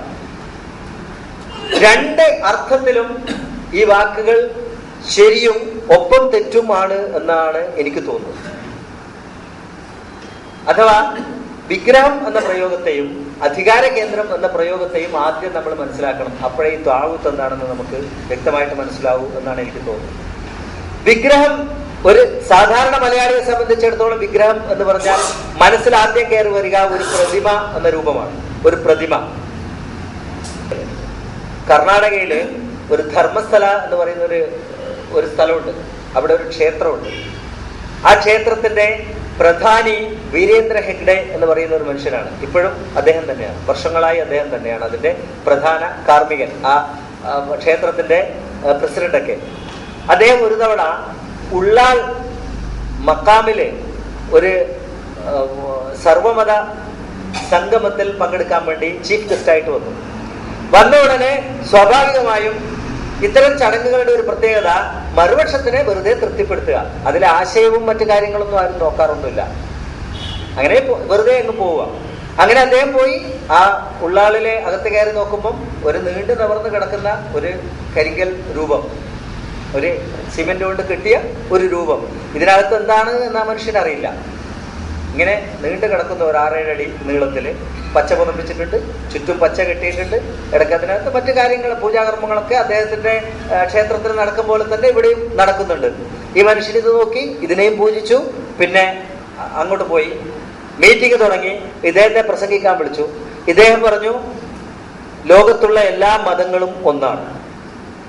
ദൈവം മനുഷ്യന് നന്മയ്ക്ക് വേണ്ടി ഓരോ കാലത്ത് ഇറക്കിക്കൊടുത്ത ചില വ്യവസ്ഥിതികളാണത്. ഹിന്ദുമതവും ഇസ്ലാം മതവും ക്രിസ്തുമതവും ജൂതമതവും ബുദ്ധമതവും ജൈനമതവും എല്ലാം ഒന്നാണ്. അതിന് തെളിവ് ഞങ്ങളുടെ ക്ഷേത്രത്തിലുള്ള വിഗ്രഹം അത് ഇരുന്നിട്ടാണെങ്കിൽ ഈ ക്ഷേത്രത്തിലെ വിഗ്രഹം കിടന്നിട്ടാണ്. ആ ഒരു വ്യത്യാസമല്ലാതെ മറ്റൊന്നും കാണാനില്ല എല്ലായിടത്തും. അദ്ദേഹത്തിന്റെ കന്നഡ ഭാഷയിൽ പറഞ്ഞു, നമ്മ ദേവറു ദേവറു എന്നാ പറയാ, ഇരുന്നിട്ട് നിങ്ങളുടെ ദേവർ കിടന്നിട്ടാണ്. അപ്പൊ ഈ കിടന്നിട്ടും ഇരുന്നിട്ടും തമ്മിലുള്ള വ്യത്യാസമുള്ള രൂപങ്ങളാണ് വിഗ്രഹം എന്നൊരു തോന്നൽ നമ്മുടെ മനസ്സിലുണ്ട്. പക്ഷെ യഥാർത്ഥത്തിൽ മലയാള ഭാഷയിൽ വിഗ്രഹം എന്ന് പറഞ്ഞാൽ അതിനൊരു പക്ഷേ രൂപം പോലും വേണ്ട. വിഗ്രഹം എന്ന വാക്കിന് രൂപം പോലും വേണ്ട. മനുഷ്യന്റെ മനസ്സ് പൂർണ്ണമായി ഒരാശയത്തിന് വിധേയപ്പെടുത്തിയിട്ടുണ്ടെങ്കിൽ ആ ആശയം മനസ്സിനകത്ത് വിഗ്രഹമാണ്. ആ അർത്ഥത്തിൽ ആലോചിച്ചാൽ എല്ലാ നബിമാരെയും അതത് സമൂഹങ്ങൾ വിഗ്രഹങ്ങളാക്കി മാറ്റിയിട്ടുണ്ട്. പിന്നീട് ഒരുപക്ഷെ അതിന് രൂപം കൊടുത്തിട്ടില്ലായിരിക്കാം. യേശുവിന് ക്രൈസ്തവർ രൂപം കൊടുത്തിട്ടുണ്ടാവാം. പക്ഷേ മറ്റ് മതങ്ങളൊന്നും മറ്റ് വ്യവസ്ഥിതികളൊന്നും അവരുടെ ദൈവദൂതന്മാർക്ക്, അവർക്ക് വേണ്ടി ദൈവം നിയോഗിച്ച ദൂതന്മാർക്ക് ഒരു രൂപമോ ഒരു പ്രതിമയോ ഉണ്ടാക്കിയിട്ടില്ലെങ്കിലും അവരുടെ മനസ്സിലൊരു വിഗ്രഹം തന്നെയാണ് അവർ. അതുകൊണ്ടാണ് മൂസ അല്ലാഹുവിനേക്കാൾ വരാൻ പോകുന്ന കാലത്തെക്കുറിച്ച് അറിവുള്ളവനായി ചിത്രീകരിക്കാൻ ജൂതർക്ക് തോന്നിയത്. അതുകൊണ്ടാണ് മൂസായെ മരിക്കണമെങ്കിൽ പോലും മൂസായോട് സമ്മതം ചോദിക്കാൻ മാത്രം ദൈവത്തെക്കാൾ ഉയർന്നവനാണ് മൂസ എന്ന ഒരു തോന്നൽ മൂസായുടെ അനുയായികളിൽ ഉണ്ടായത്. അങ്ങനെ മൂസായെ അവർ വിഗ്രഹവൽക്കരിച്ചു. പക്ഷെ മൂസക്കൊരു പ്രതിമ ഉണ്ടായിരുന്നില്ല, മൂസക്കൊരു രൂപം നൽകിയിരുന്നില്ല അവർ. പക്ഷെ അവരുടെ മനസ്സിൽ മൂസ ഒരു വിഗ്രഹമായിരുന്നു. ഇന്നത്തെ മുസ്ലിം സമൂഹത്തിൽ ഭൂരിഭാഗത്തിന്റെ മനസ്സിലും മുഹമ്മദ് നബി പ്രവാചകൻ ഒരു വിഗ്രഹമാണ്. ആ വിഗ്രഹത്തിന് ഒരു രൂപം നൽകാൻ ആരെങ്കിലും ശ്രമിച്ചാൽ അവരെ ഇവർ കൊല്ലും, അതിന് മടിക്കില്ല. പക്ഷെ എന്നാൽ പോലും ഇവരുടെ മനസ്സിൽ ഒരു വിഗ്രഹമാണ്. ചിന്തിച്ചു നോക്കണം. അങ്ങനെയുള്ള വിഗ്രഹങ്ങളെയാണ് ഈ വാക്കുകൊണ്ട് വിവക്ഷിക്കുന്നതെങ്കിൽ ഈ പ്രയോഗം ശരിയാണ്. താവൂത്ത് വിഗ്രഹമാണ്, താവൂത്ത് വിഗ്രഹം തന്നെയാണ്. കാരണം അത്തരം ഒരു വിഗ്രഹം മനസ്സിൽ കൊണ്ട് നടക്കുന്ന ഒരാൾ ആ വിഗ്രഹം എന്തു പറഞ്ഞു എന്ന് വിശ്വസിച്ചാലും അതനുസരിച്ചിരിക്കും. ആ വിഗ്രഹം എന്താജ്ഞാപിച്ചാലും എന്ത് നിർദ്ദേശം നൽകിയാലും അതിന് വഴങ്ങിയിരിക്കും, അതിന് വിധേയപ്പെട്ടിരിക്കും. അഥവാ ഈ മനുഷ്യന്റെ വിധേയത്വം പരിപൂർണമായി പോവുക ദൈവത്തിലേക്കല്ല, ഈ വിഗ്രഹത്തിലേക്കാണ്. മനസ്സ് കൊണ്ട് നടക്കുന്ന ഈ വിഗ്രഹത്തിലേക്കായിരിക്കും അവരുടെ വിധേയത്വം പോവുക. നമ്മുടെ സമൂഹത്തിൽ ഇന്നൊന്ന് ആലോചിച്ച് നോക്കണം. ക്രൈസ്തവർ 99% ക്രൈസ്തവരും ഇന്ന് പ്രാർത്ഥിക്കുന്നത് യേശുവിനോടാണ്. കാരണം അവരുടെ മനസ്സിൽ യേശു വിഗ്രഹവൽക്കരിക്കപ്പെട്ടിരിക്കുന്നു. യേശുവിന്റെ സമൂഹത്തിൽ, ക്രൈസ്തവ സമൂഹത്തിൽ യഹോവ സാക്ഷികളും പെന്തക്കോസ്തും പോലുള്ള സഭകൾ യേശുവിന്റെ ഒരു രൂപം, പ്രതിമ ഉണ്ടാക്കി വെച്ചിട്ടില്ല. എവിടെയും ഉണ്ടാക്കി വെച്ചിട്ടില്ലെങ്കിൽ കൂടി അവരുടെ മനസ്സിൽ ഒരു യേശു വിഗ്രഹമുണ്ട്. ആ യേശുവിനോടാണ് പ്രാർത്ഥന. വലിയൊരു വിഭാഗം മുസ്ലിങ്ങൾ പല ഷെയ്ഖുമാരോടും പ്രാർത്ഥിക്കുന്നു. അവരുടെ മനസ്സിൽ ആ ഷെയ്ഖിന്റെ ഒരു വിഗ്രഹമുണ്ട്. ആ ഷെയ്ഖ് ഞാൻ എന്ത് ചോദിച്ചാലും വായ്കൂടാതെ ഉത്തരം നൽകുന്നവരാണ് എന്ന് വിശ്വസിക്കുമ്പോ ആ ഷെയ്ഖിന്റെ വ്യാപ്തി, അറിവിന്റെ വ്യാപ്തി, ആ ഷെയ്ഖിന്റെ സ്വാധീനത്തിന്റെ വ്യാപ്തി, ആ ഷെയ്ഖിന്റെ ശക്തിയുടെ വ്യാപ്തി, അതൊക്കെ ഈ മനുഷ്യന്റെ അകത്ത് ഒരു വിധേയത്വമായി ബാക്കി കിടക്കുകയാണ്. ഈ മനുഷ്യൻ വിധേയപ്പെട്ടിരിക്കുന്നത് ആ ഷെയ്ഖിനോടാണ്. അഥവാ ആ ഷെയ്ഖ് ഈ മനുഷ്യന്റെ മനസ്സിൽ ഒരു വിഗ്രഹമായി മാറിയിട്ടുണ്ട്. ആ വിഗ്രഹത്തിന് വിധേയപ്പെട്ടിരിക്കുന്നു. പക്ഷെ ഒരു രൂപമില്ല. ഈ അർത്ഥത്തിലാണ് ത്വാഊത്തിന്റെ വിഗ്രഹം എന്ന് പറഞ്ഞിട്ടുള്ളതെങ്കിൽ ശരിയാണ് ആ അർത്ഥം. എന്നാൽ സാമാന്യമായ അർത്ഥത്തിൽ ഗുരുവായൂരിൽ കാണുന്ന ശ്രീകൃഷ്ണ വിഗ്രഹമോ അല്ലെങ്കിൽ വേളാങ്കണ്ണിയിൽ കാണുന്ന മറിയത്തിന്റെ രൂപമോ ആണ് വിഗ്രഹം എന്ന് വിവക്ഷിച്ചതെങ്കിൽ തെറ്റാണ്. കാരണം ഒരു രൂപത്തിനെ അല്ല ദൈവം ഇവിടെ താവൂത്ത് എന്ന വാക്കുകൊണ്ട് ഉദ്ദേശിക്കുന്നത്. ഏതെങ്കിലും ഒരു രൂപത്തിന് വിധേയപ്പെടുന്നതിനെ മാത്രം നിരോധിച്ചതല്ല ദൈവം. സമൂഹത്തിൽ അങ്ങനെ ഒരു വാദമുണ്ട്. വിഗ്രഹങ്ങളെ, പ്രതിമകളെ ആരാധിക്കാതിരിക്കാനുള്ള ഒരു ആജ്ഞ മാത്രമാണ് വജ്തനിബു താഗൂത്ത് എന്ന് പറഞ്ഞതിലൂടെ ദൈവം പറഞ്ഞിരിക്കുന്നത് എന്നൊരു വാദം. ഈ വാദത്തിലൂടെ ദൈവത്തിന്റെ അടിസ്ഥാനപരമായ ആശയത്തെ വളരെയേറെ വഴിപിഴപ്പിക്കാൻ കഴിയും. കാരണം രൂപം നൽകപ്പെട്ട പ്രതിമകളെ മാത്രം മാറ്റി നിർത്തിയാൽ മതി, മക്ബറകളെ മാത്രം മാറ്റി നിർത്തിയാൽ മതി. ആരാധിക്കപ്പെടുന്ന രൂപങ്ങളെ, പൂജാകർമ്മങ്ങൾ അർപ്പിക്കപ്പെടുന്ന രൂപങ്ങളെ, നേർച്ചകൾ അർപ്പിക്കപ്പെടുന്ന രൂപങ്ങളെ മാത്രം മാറ്റി നിർത്തി മനസ്സിന്റെ വിധേയത്വം ഏതാശയത്തോട് മാറ്റാം. ത്വാഗൂത്ത് എന്ന് പറഞ്ഞാൽ അത് വെറും പ്രതിമകളാണെന്ന് സ്ഥാപിച്ചു കഴിഞ്ഞാൽ ആ പ്രതിമകളെ മാത്രം മാറ്റി നിർത്തി മറ്റേതാശയത്തിലേക്കും മനുഷ്യന്റെ മനസ്സിനെ വിധേയപ്പെടുത്താം. പക്ഷെ ദൈവം പറയുന്നത് ദൈവത്തിന്റെ ആശയത്തിനല്ലാതെ വിധേയപ്പെടരുത് എന്നാണ്. ഒരു രൂപം, കാരണം ഇത് മനസ്സിലാക്കാൻ ഒറ്റ കാര്യം ആലോചിച്ചാൽ മതി. ദൈവത്തിന് ഒരു രൂപം തന്നെ ഇല്ല, എന്നാലല്ലേ മറ്റൊരു രൂപത്തെ സ്വീകരിക്കുന്ന പ്രശ്നം വരുന്നുള്ളൂ. ദൈവത്തിന് ഒരു രൂപം തന്നെ ഇല്ല. അതൊരു മഹാശക്തിയാണ്. ആ മഹാശക്തി ഭൂമിയിൽ സ്വാധീനം ചെലുത്തുന്നത് ആശയങ്ങളിലൂടെയാണ്. ദൈവം നേരിട്ട് ഒരാളെയും ഉപദ്രവിക്കാറോ രക്ഷപ്പെടുത്താറോ ഇല്ല. ദൈവത്തിന്റെ ശക്തി നേരിട്ട് ഭൂമിയിൽ ചെലുത്താറില്ല. ഒരാളുടെ പട്ടിണിയും മാറ്റാൻ ദൈവം നേരിട്ട് ഇന്നേവരെ ഭക്ഷണം കൊണ്ട് കൊടുത്തിട്ടില്ല. ഒരാളുടെ രോഗവും മാറ്റാൻ ദൈവം നേരിട്ട് ഇന്നേവരെ ഇടപെട്ടിട്ടില്ല. പകരം ദൈവം മനുഷ്യരോട് ആജ്ഞാപിക്കുകയാണ്, നിങ്ങൾ ദൈവത്തിന് വിധേയപ്പെട്ടവരാണെങ്കിൽ ഈ പാവപ്പെട്ടവന്റെ പട്ടിണി മാറ്റാൻ നിങ്ങൾ വേണ്ടത് ചെയ്യണം.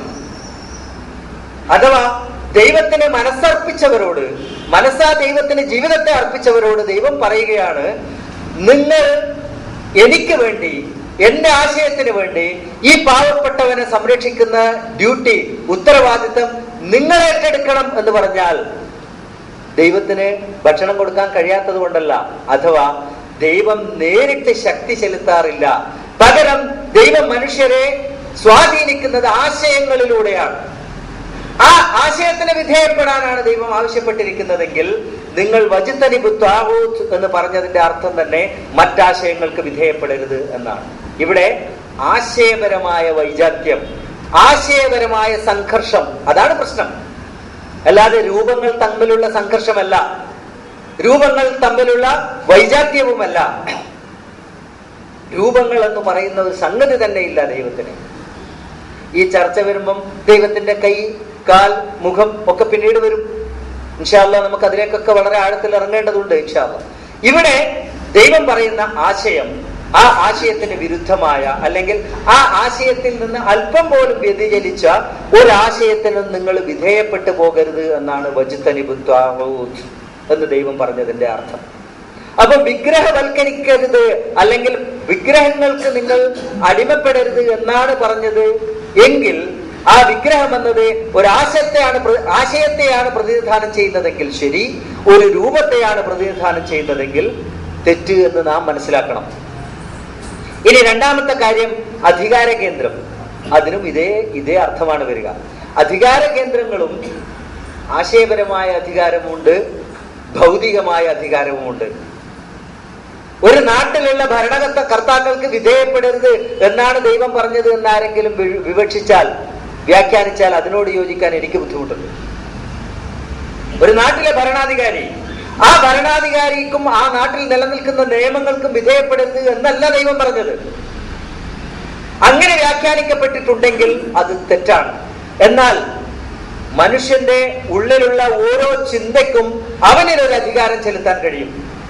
അവന്റെ ഉള്ളിലുള്ള ഓരോ ആശയത്തിനും അവനിലൊരു അധികാരം ചെലുത്താൻ കഴിയും, അവനിലൊരു സ്വാധീനം ചെലുത്താൻ കഴിയും. അങ്ങനെ വരുമ്പോൾ അവനെ സംബന്ധിച്ചിടത്തോളം ആ ആശയങ്ങൾ, ആ ചിന്തകൾ അധികാര കേന്ദ്രങ്ങളായി മാറും.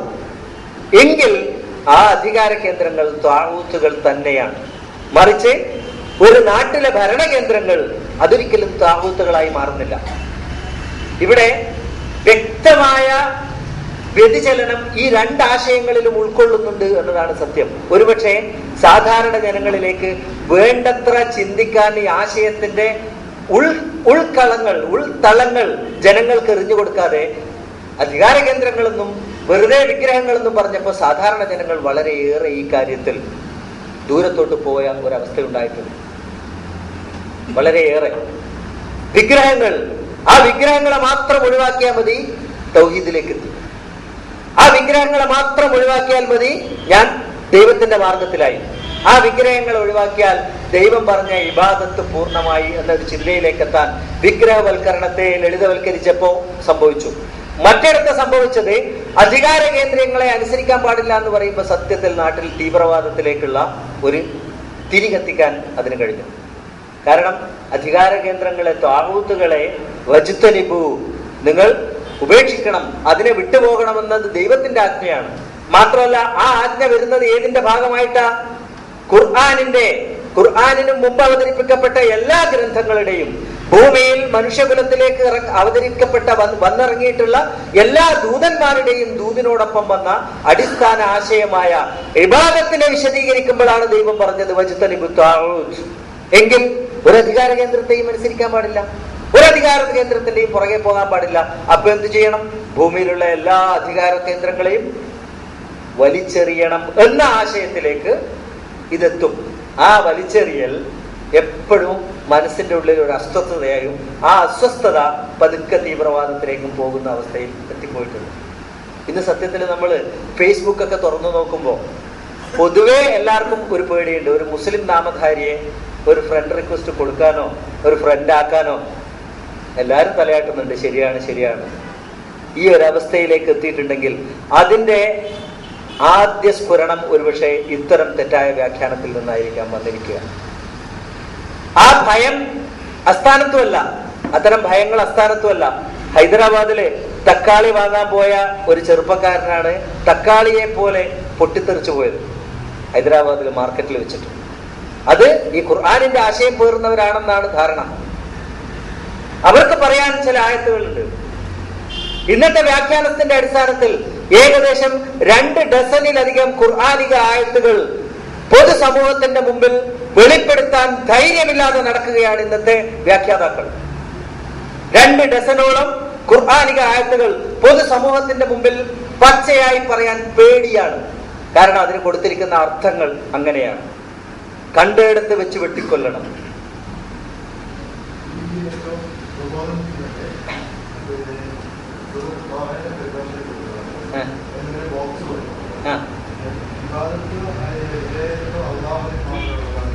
പ്രായോഗിക ജീവിതത്തിൽ അത് ഇന്നത്തെ ഭരണാധികാരികളുടെ നിയമങ്ങളെ വിലപ്പെടുന്നത് തികച്ചും വിരുദ്ധമാണെന്നുള്ളത് ഇന്നുണ്ട്.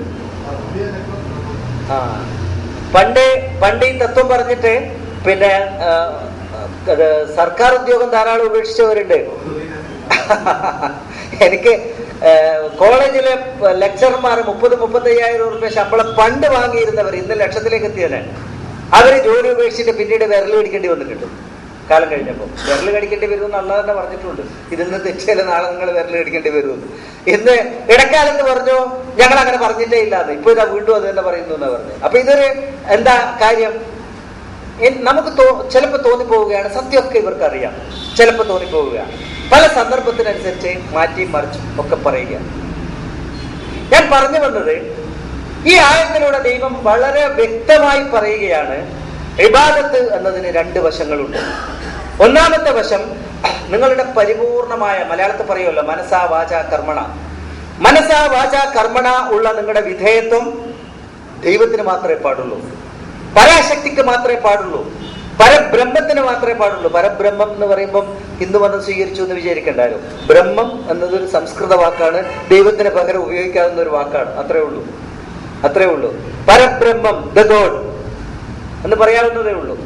ആ ദൈവത്തിനുള്ള വിധേയത്വം ഒന്ന് ആവശ്യപ്പെടുന്നു. ഇവിടെ നമുക്ക് നെഗറ്റീവിൽ നിന്ന് ന്യൂട്രലിലേക്ക് പോകാം, ന്യൂട്രലിൽ നിന്ന് പോസിറ്റീവിലേക്ക് പോകാം. ഇത് രണ്ടും ചെയ്താലേ ഇബാദത്ത് പൂർണ്ണമാവും. അഥവാ ഒഴിവാക്കപ്പെടേണ്ടതായ വിധേയത്വങ്ങൾ ഒഴിവാക്കുകയും നടപ്പാക്കേണ്ടതായ വിധേയത്വം, സ്വീകരിക്കേണ്ടതായ വിധേയത്വം സ്വീകരിക്കുകയും ചെയ്താലേ വിധേയത്വം പൂർണ്ണമാവും. ഇവിടെ തെറ്റായ പല വ്യാഖ്യാനങ്ങളിലൂടെ പലതരം പിഴവുകൾ നമുക്കൊക്കെ സംഭവിച്ചു പോയിട്ടുണ്ട്. പലപ്പോഴും സംഭവിച്ചു പോയിട്ടുണ്ട്. പലതിനെയും നമ്മൾ ഒഴിവാക്കി. മക്ബറയിൽ പോകൽ മതിയാക്കി, മക്കാമിൽ പോകൽ മതിയാക്കി. പിന്നെ ക്ഷേത്രങ്ങളിലേക്ക് പണ്ടേ പോയിട്ടില്ല.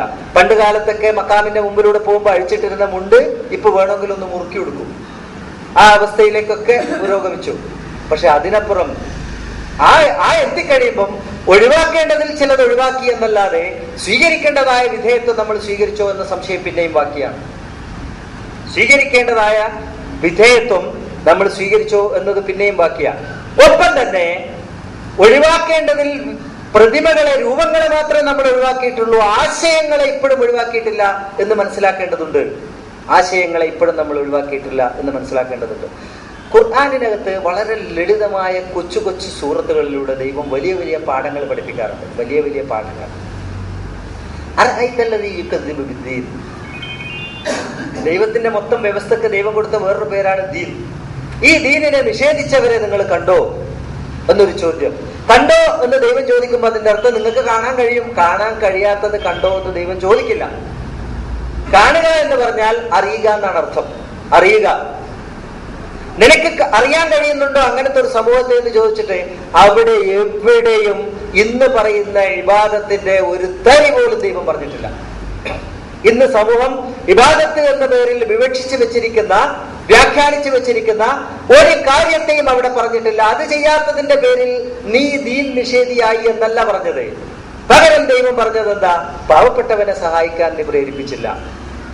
അപ്പൊ പാവപ്പെട്ടവനെ സഹായിക്കാൻ പ്രേരിപ്പിക്കുക എന്നത് ദൈവത്തിന്റെ ഒരു ആശയമാണെങ്കിൽ ആ ആശയത്തിന് മനസ്സിനെ വിധേയപ്പെടുത്തിയിരിക്കണം.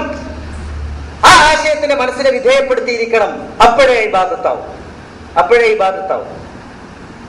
ഒരുപക്ഷെ ഞാൻ പറയുന്നത് വളരെ ആഴത്തിലുള്ള വിഷയമായതുകൊണ്ട് ബോറടിക്കുന്നുണ്ടോ എന്ന് എനിക്കൊരു സംശയമുണ്ട്. നമ്മുടെ അത്തരം ലളിതമായ കാര്യങ്ങൾ ദൈവത്തിന് കുറെ പറയാനുണ്ട്.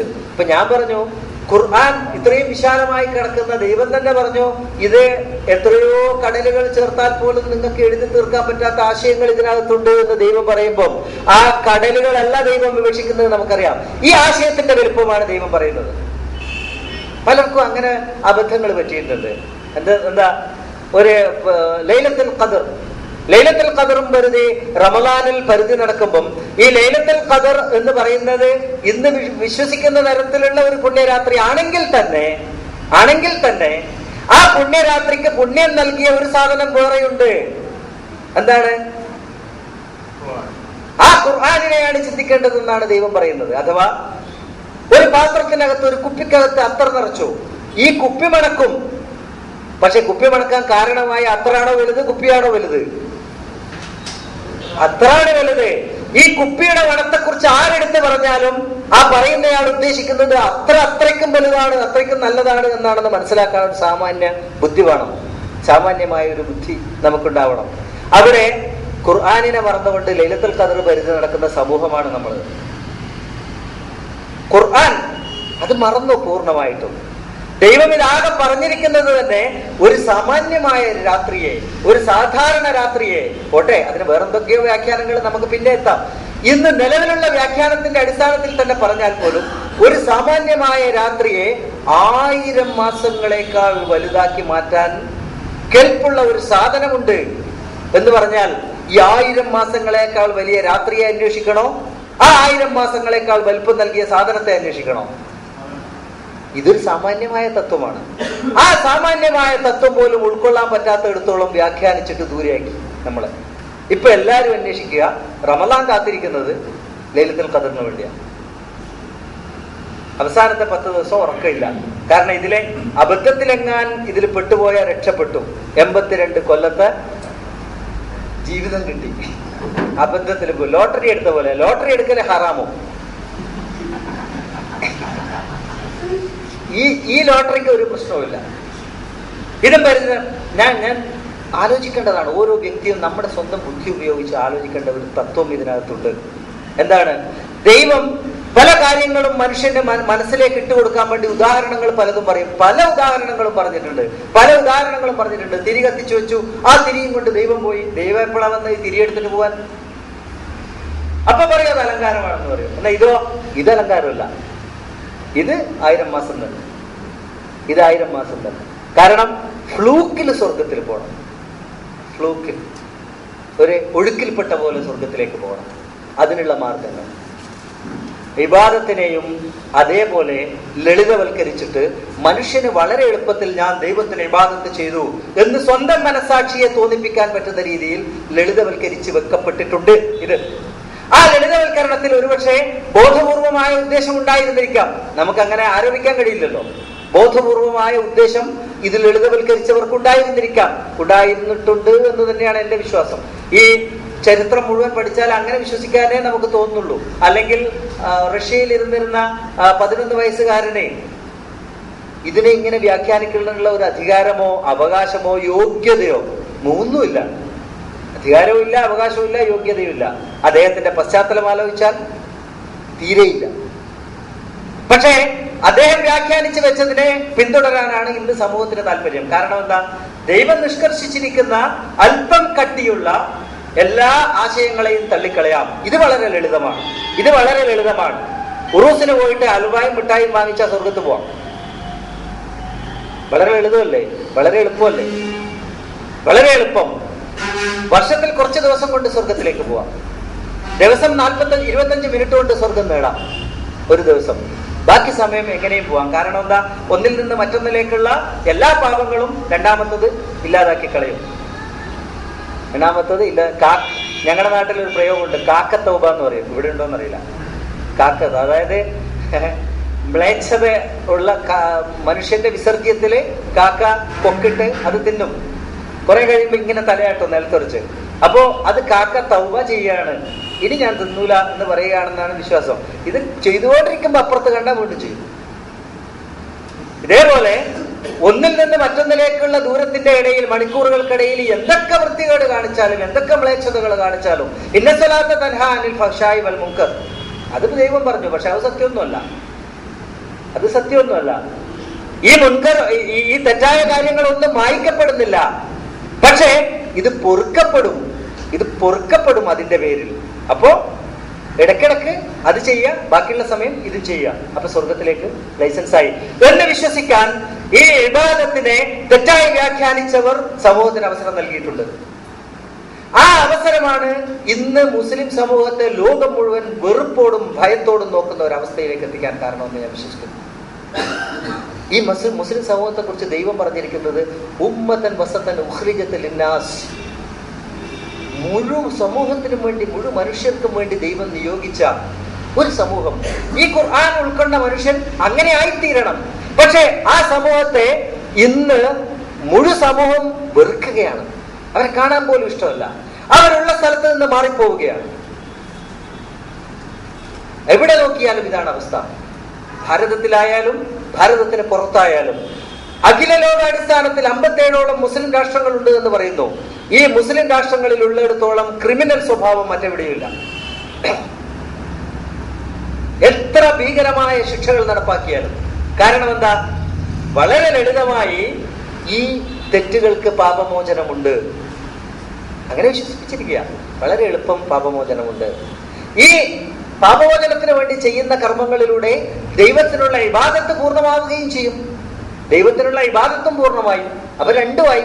നെഗറ്റീവ് പോയി, പോസിറ്റീവ് സ്ഥാപിക്കപ്പെടുകയും ചെയ്തു. ഇവിടെ ഒരു ബോധപൂർവമായ പ്ലാനിങ്, ദൈവത്തിന്റെ വ്യവസ്ഥിതി തകർക്കാനുള്ള ഒരു പ്ലാനിങ് ഉണ്ട് എന്ന് ഞാൻ ചിന്തിച്ചാൽ അത് തെറ്റാണെന്ന് പറയാൻ എല്ലാവർക്കും കഴിയുമെന്ന് എനിക്ക് തോന്നുന്നില്ല. ബോധപൂർവമായ ഒരു പദ്ധതി ഉണ്ട് എന്ന് എനിക്ക് തോന്നുകയാണ്. ഇവിടെ ദൈവത്തിനല്ലാതെ വിധേയപ്പെടരുത് എന്ന് പറയുമ്പം ദൈവത്തിന് എങ്ങനെയാണ് വിധേയപ്പെടുക എന്നൊരു ചോദ്യം സ്വാഭാവികമായിട്ടുണ്ടാവാം. ഇബാദല്ലാഹ് എന്നാണ് പറഞ്ഞിരിക്കുന്നത്, ദൈവത്തിന് വിധേയപ്പെടുക. ആ ചോദ്യത്തിലേക്ക് പോകുന്നതിന് മുമ്പ് ഈ ത്വാഗൂത്ത് എന്നതിന് ഇന്ന് കൊടുത്തിരിക്കുന്ന രണ്ട് അർത്ഥങ്ങൾ നമ്മൾ കണ്ടു. വിഗ്രഹവും അധികാര കേന്ദ്രവും. ഇത് ഇത്രയൊന്നും ബുദ്ധിമുട്ടില്ല ഇത് മനസ്സിലാക്കാൻ. ഈ പദം ഏതിൽ നിന്ന് വന്നതാണ് എന്ന് നോക്കിയാൽ മതി. ത്വഗ എന്ന വാക്കിൽ നിന്ന് വന്നതാണ് ആ പദം. ത്വഗ എന്ന് വെച്ചാൽ എന്താ? ക്രമവിരുദ്ധമായി പ്രവർത്തിക്കുന്നതിനാണ് ത്വഗ എന്ന് പറയുക, അല്ലെങ്കിൽ അതിര് കവിയുന്നതിനാണ് ത്വഗ എന്ന് പറയുക. ദൈവത്തിന്റെ കാഴ്ചപ്പാടിൽ അതിര് കവിയുക എന്ന് പറഞ്ഞാൽ ദൈവം എന്ത് ചെയ്യണമെന്ന് പറഞ്ഞോ അത് ചെയ്യാതിരിക്കുക, എന്ത് ചെയ്യരുതെന്ന് പറഞ്ഞോ അത് ചെയ്യുക. ഇത് രണ്ടാണ് ത്വഗ. അപ്പൊ ത്വാഗൂത്തിന് വിധേയപ്പെടുക എന്ന് പറഞ്ഞതിൽ തന്നെ ഉണ്ട് അതിന്റെ അർത്ഥം. ദൈവം ചെയ്യരുത് എന്ന് പറഞ്ഞത് ചെയ്യലാണ് ത്വാഗൂത്ത്. അപ്പൊ അവിടെ ത്വാഗൂത്ത് എന്താ? ദൈവം ചെയ്യരുത് എന്ന് പറഞ്ഞ സംഗതിയാണ് ത്വാഗൂത്ത്. ആ ത്വാഗൂത്തിനെ അത് അനുസരിക്കൽ, ത്വഗ അതിനനുസരിക്കലാണ് അവിടെ ത്വാഗൂത്തായി മാറുന്നത്. ഡിക്ഷണറി നോക്കിയാൽ എല്ലാവർക്കും മനസ്സിലാവും. ആർക്കും അറബിക്ക് ഡിക്ഷണറി എടുത്തു നോക്കിയാൽ ലളിതമായി മനസ്സിലാകുന്ന കാര്യമാണ്. ഇവിടെ ഈ ആയത്തിൽ തന്നെ ഇതിന്റെ വിശദീകരണം എന്നോണം ഇതിന്റെ ആ ആയത്തിന്റെ അടുത്ത വചനത്തിൽ, അടുത്ത സെന്റൻസിൽ, ഖുർആനിലുള്ള പല ആയത്തുകളും ഒന്നിലധികം സെന്റൻസുകൾ ഉൾക്കൊള്ളും, ഒന്നിലധികം ജുംലകൾ ഉൾക്കൊള്ളും. അതായത് ഒരു കംപ്ലീറ്റ് സെന്റൻസ്. ഖുർആനിലുള്ള ഒരു ആയത്ത് എന്ന് വെച്ചാൽ ഒറ്റ സെന്റൻസ് അല്ല, എപ്പോഴും ഒന്നിലധികം സെന്റൻസ് ഉണ്ടാവും. അത് വാ അല്ലെങ്കിൽ ഫ ചേർത്തിട്ട് കൂട്ടിച്ചേർന്ന് പറയും. ഇപ്പൊ ഇവിടെ തന്നെ വലഖദ് ബഅസ്നാ ഫീ കുല്ലി ഉമ്മത്തിൻ റസൂലൻ അൻ ഇഅ്ബുദുല്ലാഹ വജ്തനിബു ത്വാഗൂത്ത് എന്ന് പറഞ്ഞ ഒരു സെന്റൻസ് പൂർത്തിയായി, കൃത്യമായി പൂർത്തിയായി. തീർച്ചയായും നാം എല്ലാ സമൂഹത്തിലേക്കും നിയോഗിച്ചിരിക്കുന്നു ദൂതന്മാരെ. എന്തിനു വേണ്ടി? അനഅ്ബുദുല്ലാഹ, ദൈവത്തിന് വിധേയപ്പെടണമെന്ന് പറഞ്ഞുകൊണ്ട്, വജ്തനിബു ത്വാഗൂത്ത്, താഗൂത്തുകളെ ഉപേക്ഷിക്കണമെന്ന് പറഞ്ഞുകൊണ്ടും. അപ്പൊ ആ സെന്റൻസ് പൂർത്തിയായി. പക്ഷെ അതോടൊപ്പം ചേർത്തിട്ടാണ് ആ ആയത്ത് പൂർത്തീകരിക്കുന്നത്, വേറെ ചേർത്തിട്ട്. അങ്ങനെ ചേർക്കുമ്പം ഈ പറഞ്ഞിരിക്കുന്ന സെന്റൻസിന്റെ ആശയവുമായി അഭേദ്യമായ ഒരു ബന്ധമുണ്ടെങ്കിൽ മാത്രമേ അതിനോട് ചേർക്കൂ. അങ്ങനെ ചേർക്കും. അങ്ങനെ അഭേദ്യമായ ഒരു ബന്ധത്തോടു കൂടി ദൈവം പറയുകയാണ്, ഫമിൻഹും മൻ ഹദല്ലാഹ് വമിൻഹും മൻ ഹഖ്ഖത് അലൈഹിൻ ദലാല. അഥവാ അല്ലാഹുവിനെ ഇബാദത്ത് എടുത്തവരെ അല്ലാഹു ഹിദായത്ത് നൽകിയവരായും താഗൂത്തിനെ ഇബാദത്ത് ചെയ്തവരെ അല്ലാഹു ദലാലത്ത് കിട്ടിയവരുമായി ചിത്രീകരിക്കുകയാണ്. ദലാലത്ത് എന്ന് വെച്ചാൽ എന്താ? ക്രമം തെറ്റി പ്രവർത്തിക്കുന്നവർ, അതാണ് ദലാലത്ത്. അപ്പൊ താഗൂത്തിന് വിധേയപ്പെടുക എന്നതിന് ദൈവം തന്നെ കൊടുത്തിരിക്കുന്ന വിവക്ഷയാണ് ക്രമം തെറ്റി പ്രവർത്തിക്കുന്നവർ. ക്രമം തെറ്റി പ്രവർത്തിക്കുക. ഈ വാചകം മാത്രം മതി എന്താണ് താഗൂത്ത് എന്ന് മനസ്സിലാക്കാൻ. കാരണം ക്രമം തെറ്റി പ്രവർത്തിക്കുക എന്ന് പറഞ്ഞാൽ ഒരു ക്രമമാണ് അവിടെ വിഷയം, അല്ലാതെ ഒരു രൂപമല്ല വിഷയം. ക്രമം എന്ന് വെച്ചാൽ ആ ക്രമം കിട്ടുക ഒരു ആശയത്തിലൂടെയാണ്, ഒരു വ്യവസ്ഥിതിയിലൂടെയാണ്. കാര്യങ്ങൾ ചെയ്യാൻ ഒരു ക്രമം. മനുഷ്യന്റെ ജീവിതം തന്നെ കാര്യങ്ങളെ ക്രമപ്പെടുത്തി വെക്കുന്നതിനനുസരിച്ചാണ് മനുഷ്യന്റെ ജീവിതം രൂപപ്പെടുന്നത്. നമ്മുടെ റെയിൽവേ സ്റ്റേഷനുകളിൽ അനൗൺസ്മെന്റ് കേട്ടിട്ടുണ്ടോ നിങ്ങളൊക്കെ? അനൗൺസ്മെന്റുകൾ. ഇന്നുള്ള ഒരു അനൗൺസ്മെന്റും മനുഷ്യരല്ല പറയുന്നത്, അവിടെ ലൈവായിട്ട് പറയുകയല്ല, കമ്പ്യൂട്ടറിൽ നിന്ന് ചെയ്യുകയാണ്. കമ്പ്യൂട്ടറിന്റെ ബേസിക് നോളജ് ഉള്ള ആർക്കും അതിന്റെ തത്വം മനസ്സിലാവും. എനിക്ക് കമ്പ്യൂട്ടറിനെ കുറിച്ച് വലിയ അറിവൊന്നുമില്ല, പക്ഷെ അടിസ്ഥാനപരമായ കൊച്ചറിവ് വെച്ചിട്ട് ഞാൻ മനസ്സിലാക്കിയിരിക്കുന്നത് പല കോഡ് നമ്പറുകളിൽ കമ്പ്യൂട്ടറിനകത്ത് ഡാറ്റ ഫീഡ് ചെയ്ത് വിരിച്ചിരിക്കുകയാണ്.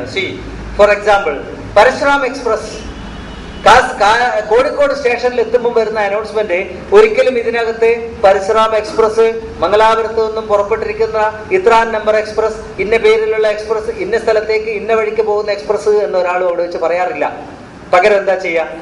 കമ്പ്യൂട്ടറിനകത്ത് ചില ബട്ടണുകൾ പ്രസ് ചെയ്യും. എന്നിട്ട് ഓൺ ചെയ്താൽ മൈക്കിലൂടെ ആ അനൗൺസ്മെന്റ് വരും. ഈ ഓരോ ബട്ടണിനും ഓരോ വാക്കുകൾ അതിനകത്ത് നേരത്തെ ഡാറ്റ ഫീഡ് ചെയ്ത് വെച്ചിട്ടുണ്ടാവും. ഫോർ എക്സാമ്പിൾ, ഫ്രം നമ്പർ 1 എന്ന് വെച്ചാൽ ഫ്രം എന്നാണെങ്കിൽ 1 ഞെക്കിയാൽ ഫ്രം വന്നു. അപ്പൊ ആദ്യം എഴുതുക പരശുറാം എക്സ്പ്രസ്. പരശുറാം എക്സ്പ്രസ് എന്നതിന് ഒരു നമ്പർ ഉണ്ടാവും. ആ ബട്ടൺ അമർത്തിയാൽ പരശുറാം എക്സ്പ്രസ്, അതിന്റെ നമ്പർ, മറ്റൊരു നമ്പർ കൊടുത്ത ആ നമ്പർ വന്നു.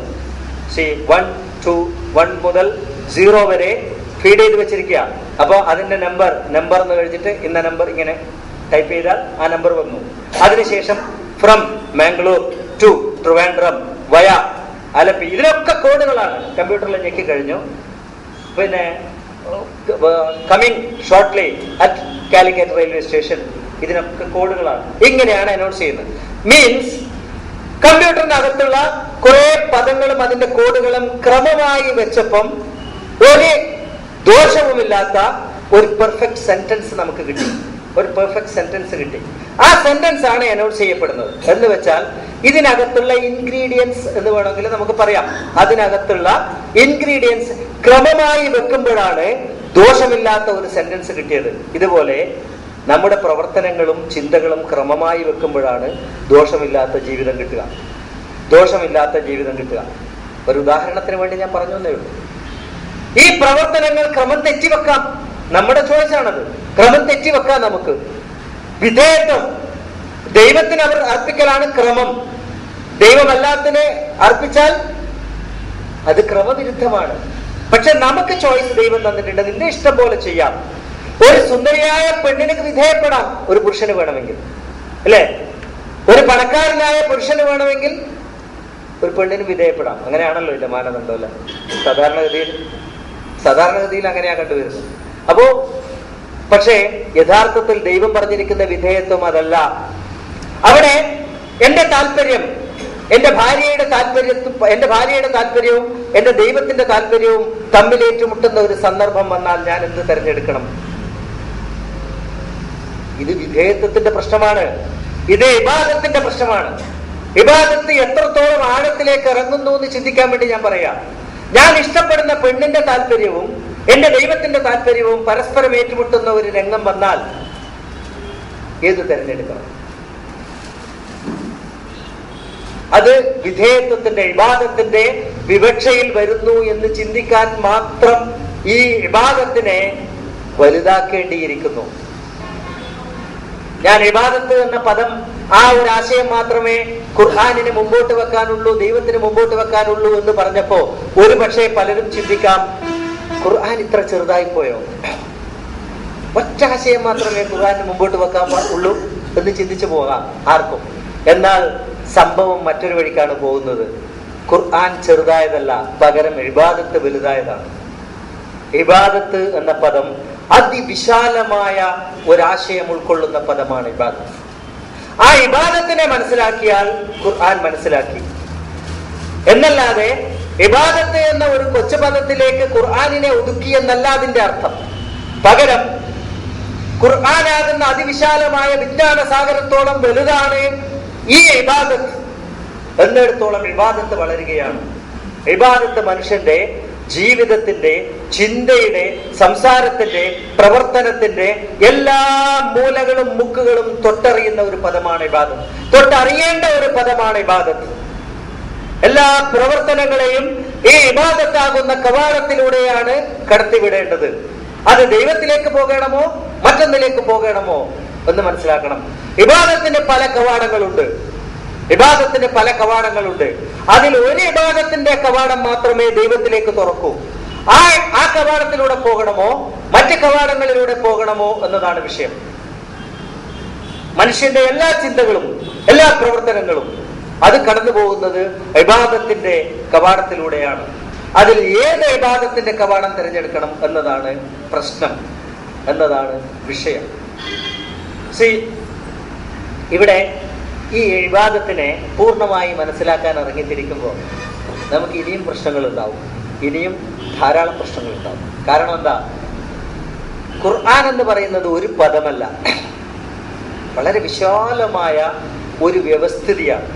ഒരു വ്യവസ്ഥിതിയുടെ സംസ്ഥാപനത്തിന് വേണ്ടി ദൈവം അവതരിച്ചിരിക്കുന്ന ഒരു മാനിഫെസ്റ്റോ ആണത്. ആ മാനിഫെസ്റ്റോയുടെ അടിസ്ഥാന മൂല്യമാണ്, അടിസ്ഥാന സ്വഭാവമാണ് ഇബാദത്തുല്ലാഹ്, അള്ളാഹുവിനുള്ള ഇബാദത്ത്. ആ കവാടത്തിലൂടെ കടന്നു പോകാൻ ശ്രമിക്കുമ്പം ഇതിന്റെ പല വശങ്ങളും ഇനിയും നമുക്ക് ചിന്തിക്കേണ്ടതുണ്ട്. എവിടെ പരതണം ഇബാദത്തിനെ തിരിച്ചറിയാൻ? അതാണ് ഏറ്റവും വലിയ വിഷയം. പണ്ട് നസറുദ്ദീൻ ഖോജായെ സംബന്ധിച്ച് ഒരു കഥ നമ്മളൊക്കെ കേട്ടിട്ടുണ്ട്. എല്ലാവർക്കും അറിയുന്ന ഒരു കഥയാണ്. ഒരുപക്ഷെ പലരും ആ കഥക്കകത്തുള്ള ഒരു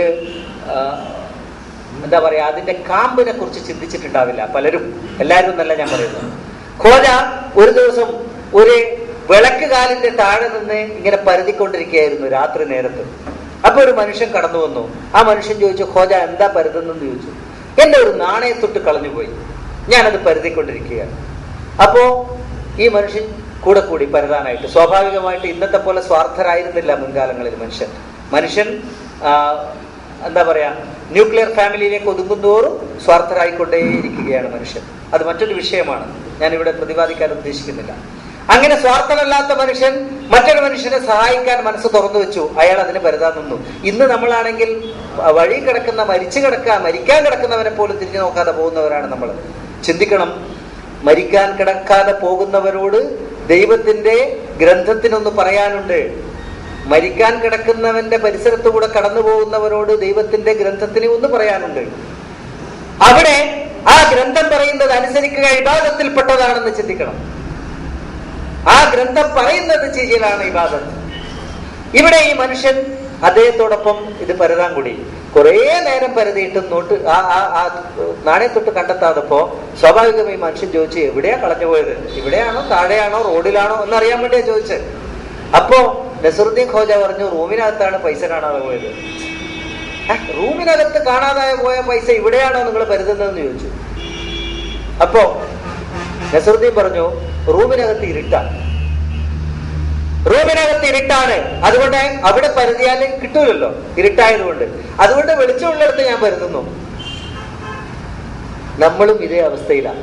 നമ്മൾ ഇബാദത്ത് വരുത്തുന്നത് നമുക്ക് കാണാൻ പറ്റുന്ന സ്ഥലത്ത് മാത്രമാണ്. ഇബാദത്ത് എവിടെയാ കളഞ്ഞു പോയത്? ഇബാദത്ത് എവിടെയാ ദൈവം തന്നത്? എവിടെയാ ദൈവം വെച്ചിരിക്കുന്നത്? അത് ഖുർആനിനകത്താണെങ്കിൽ അത് ഖുർആനിൽ തന്നെ പരുതണം. ഖുർആനിൽ പരുതിയാലേ അത് അവിടെ കിട്ടൂ. ഖുർആനിനകത്ത് ഈ മനുഷ്യർ ഇരുട്ടാക്കി വെച്ചിട്ടുണ്ടെങ്കിൽ വെളിച്ചം അങ്ങോട്ട് കൊണ്ടുപോവുക എന്നല്ലാതെ നമ്മളിറങ്ങി വെളിച്ചം ഇന്ന് നമുക്ക് കാട്ടിത്തരുന്ന വെളിച്ചത്തിലേക്കല്ല പോകേണ്ടത്. പകരം വെളിച്ചവുമായി ഖുർആനിലേക്ക് പോകണം. ആ ഖുർആനിനകത്തേക്ക് നമ്മുടെ കണ്ണാകുന്ന വെളിച്ചത്തെ ഒന്ന് തിരിച്ചു വെച്ചാൽ അതിന്റെ 10,000 ഇരട്ടി, കോടാനക്കോടി ഇരട്ടി പ്രശോഭിക്കാൻ ആ ഖുർആനിന് കഴിയും. ഈ ലോകത്തെ മുഴുവൻ നമുക്ക് കാണിച്ചു തരാൻ കഴിയും. ആ കൂട്ടത്തിൽ ഏറ്റവും ഉയർന്നു നിൽക്കുന്നതായിരിക്കും ഇബാദത്ത്. ദൈവത്തെ ഒന്നിനോടും ഉപമിക്കാൻ പാടില്ല എന്ന് ഞാൻ വിശ്വസിക്കുന്നു. ദൈവത്തെ ഒന്നിനോട് ഉപമിക്കാൻ പറ്റില്ല. കാരണം ഉപമകൾ ഒരു അല്പമെങ്കിലും അങ്ങോട്ടും ഇങ്ങോട്ടും ചേർന്ന് നിൽക്കാൻ പറ്റണം. ദൈവത്തോട് ചേർന്ന് നിൽക്കാൻ പറ്റുന്ന ഒന്നുമില്ല ഈ ഭൂമിയിലോ പ്രപഞ്ചത്തിന് പുറത്തോ. അതുകൊണ്ട് തന്നെ ഉപമിക്കാൻ പറ്റില്ല. അതുകൊണ്ട് ദൈവത്തെ ഉപമിക്കാൻ ഞാൻ മുതിരുന്നില്ല. പക്ഷേ ഞാനൊരു തത്വത്തെയാണ് ഉപമിക്കാൻ ശ്രമിക്കുന്നത്. ദൈവം ഇവിടെ പറഞ്ഞു, യാ അയ്യുഹന്നാസ് ഉഅ്ബുദൂ റബ്ബക്കും, നിങ്ങളുടെ റബ്ബിനെ നിങ്ങൾ ഇബാദത്ത് ചെയ്യണം എന്ന് പറഞ്ഞിട്ടുണ്ടെങ്കിൽ ആ ഒരു വാചകത്തിൽ ഖുർആൻ ഒതുങ്ങുന്നു എന്ന് ഞാൻ പറയുകയും ഒപ്പം ഖുർആനിനോളം വലുതായ ഒരു പദമാണ് ഇബാദത്ത് എന്ന് ഞാൻ പറയുകയും ചെയ്തിട്ടുണ്ടെങ്കിൽ ഇതിന്റെ ബാക്കി എവിടെ എന്നൊരു ചോദ്യം വരാം. ആ ബാക്കി പരുതേണ്ടത് ഖുർആനിനകത്ത് തന്നെയാണ്. എല്ലാ ഖുർആനിനകത്ത് പറഞ്ഞിരിക്കുന്ന എല്ലാ ആശയങ്ങളുടെയും എല്ലാ പദങ്ങളുടെയും തൊട്ടു മുമ്പ് പ്രയോഗിക്കാൻ പറ്റിയ ഒരാജ്ഞയാണ് ഉഅ്ബുദുല്ലാഹ, അള്ളാഹുവിനെ ഇബാദത്ത് ചെയ്യണം. യതീമിന് എന്തെങ്കിലും കൊടുക്കണമെങ്കിൽ കൊടുക്കണം. എന്തുകൊണ്ട്? ഉഅ്ബുദുല്ലാഹ, ദൈവത്തിന് വിധേയപ്പെട്ടിരിക്കണം. ദൈവത്തിന് വിധേയപ്പെടാൻ വേണ്ടിയാണ് ആ ആജ്ഞ അനുസരിക്കേണ്ടത്. ദൈവത്തിന് വിധേയപ്പെടാൻ വേണ്ടിയാണ് ഖുർആനിനകത്തുള്ള ഓരോ ആജ്ഞയും അനുസരിക്കേണ്ടത്. ഇവിടെ കോഴിക്കോട് ജില്ലയുടെ കളക്ടർ നാട്ടിലുള്ള എല്ലാ തഹസിൽദാർമാർക്കും വില്ലേജ് ഓഫീസർമാർക്കും റവന്യൂ ഡിപ്പാർട്ട്മെന്റിലെ ഉദ്യോഗസ്ഥന്മാർക്കും ഒരു ആജ്ഞ കൊടുക്കുന്നു, you do what I say. നിങ്ങൾ ഞാൻ പറയുന്നത് അനുസരിക്കണം, ഞാൻ പറയുന്നതാണ് നിങ്ങൾ ചെയ്യേണ്ടത് എന്നൊരാജ്ഞ കൊടുത്താൽ ഞാൻ പറയും കളക്ടറുടെ ആജ്ഞ അവിടെ തീർന്നു. അതിനുശേഷം പിറ്റേ ദിവസം കളക്ടർ പറയും ഒരു വില്ലേജ് ഓഫീസറോട് വിളിച്ചിട്ട് നീ ഇന്നടുത്ത് പോകണം എന്ന് പറഞ്ഞാൽ ആ വില്ലേജ് ഓഫീസർ അവിടെ പോകുന്നുണ്ടെങ്കിൽ എന്തുകൊണ്ട് പോകുന്നു? തലേ ദിവസം ഞാൻ പറയുന്നത് അനുസരിക്കണം എന്ന് പറഞ്ഞതുകൊണ്ട് മാത്രം. അഥവാ ഖുർആനിനകത്തുള്ള എല്ലാ നിർദ്ദേശങ്ങളും എല്ലാ ആജ്ഞകളും ഉഅ്ബുദുല്ലാഹ എന്ന് പറഞ്ഞതിന്റെ താഴെ വരുന്ന ആജ്ഞകളാണ്, അതിന്റെ വിവക്ഷകളാണ്, അതിന്റെ വിശദീകരണങ്ങളാണ്, അതിനകത്ത് വരുന്ന തത്വങ്ങളാണ്. ആ തത്വത്തെയാണ് ഞാൻ ഇവിടെ ഉപമിച്ചത്, ഒരിക്കലും ദൈവത്തെ കളക്ടറുമായി ഉപമിച്ചതല്ല. അതേപോലെ ദൈവം നമ്മളോട് പറയുന്നു ഉഅ്ബുദുല്ലാഹ. ഉഅ്ബുദുല്ലാഹ എന്ന് പറഞ്ഞാൽ അതിന്റെ അർത്ഥം നീ എനിക്ക് വിധേയപ്പെട്ടിരിക്കണം, നീ ദൈവത്തിന് വിധേയപ്പെട്ടിരിക്കണം.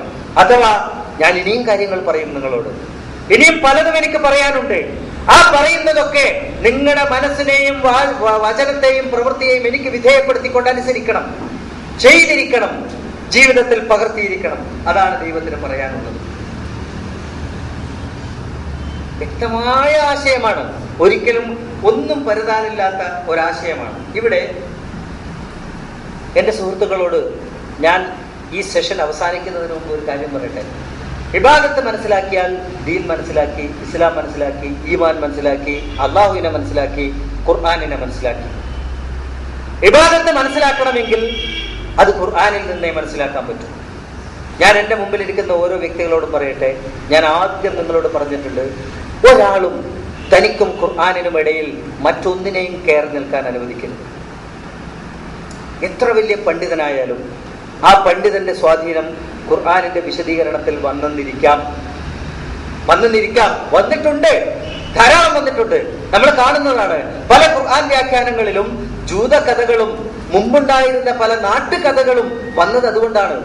യൂസുഫ് ശവത്തെ കൊണ്ടുപോയി 40 ദിവസത്തോളം സിംഹാസനത്തിൽ വെച്ചു എന്ന് പറയേണ്ടി വന്നത് അതുകൊണ്ടാണ്. യൂസുഫിന്റെ ഭാര്യമാരുമായി പോലും ചെകുത്താൻ ശാരീരികമായി ബന്ധപ്പെട്ടു എന്ന് പറയേണ്ടി വന്നത് അതുകൊണ്ടാണ്. ആ പണ്ഡിതനിൽ ഉണ്ടായിരുന്ന അദ്ദേഹത്തിന്റെ അറിവിന്റെ സ്വാധീനം വ്യാഖ്യാനത്തിലേക്ക് പകർന്നു കൊടുത്തതാണ്. അപ്പൊ സ്വാഭാവികമായും ആരെയും ഖുർആനിന്റെയും തന്റെയും ഇടയിൽ കയറി നിൽക്കാൻ അനുവദിക്കരുത് എന്നതാണ് ഖുർആൻ പഠിക്കാനുള്ള അടിസ്ഥാനപരമായ തത്വം എന്ന് ഞാൻ വിശ്വസിക്കുന്നു. ഇവിടെ ഓരോ മനുഷ്യനും പാലിച്ചിരിക്കേണ്ടതായ ചില സൂക്ഷ്മതകളുണ്ട്. മിനിമം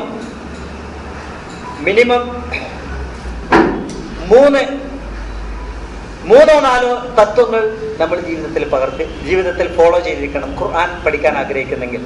ഒന്നാമതായി ഞാൻ പറയട്ടെ, ഖുർആനിലേക്ക് ആരെങ്കിലും പഠിക്കാൻ ഇറങ്ങുന്നെങ്കിൽ അതൊരു അനന്തമായ യാത്രയാണെന്ന് ചിന്തിച്ചുകൊണ്ടാണ് ഇറങ്ങേണ്ടത്.